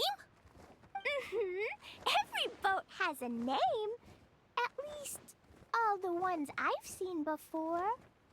They're usually symbolic names that represent something aspirational. Let's go with the Durin. Huh? You want to name it after me? Oh, you mean to wish Mini Durin a safe voyage as he sails into a new chapter of his life beyond this world? Your princessin approves. Let this vessel bear the name of the most esteemed dragon of the night. The Turin. Let's call it that then. Thank you, Hat Guy. Also, can I ask you a favor? Go on. Remember how Mom's friend said I should be able to leave this world? Well, I want to pay a visit to your world. Just a quick trip, can we?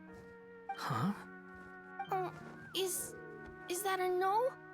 Paimon thinks that's a great idea. If the people of Simulanka are allowed to go to Teyvat, then what's the problem with taking Mini Durin there for a visit? I'm assuming I'll have to be your bodyguard while we're there. I can protect myself. And I'll do what you say. I won't fly off on my own, I promise. Please, can I go? It'll be up to you to stick close. If you disappear on me, don't expect me to come looking.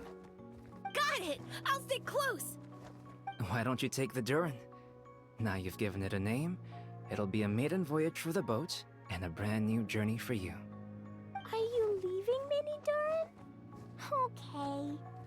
Well, make sure you come visit me in Mondstadt so we can play together again. Klee will draw you a map to show you the way. Though our time together has been as fleeting as a ray of light in the depths of the long night, the Imanakreich will welcome you with the grandest of music ceremonies on the occasion of our next reunion.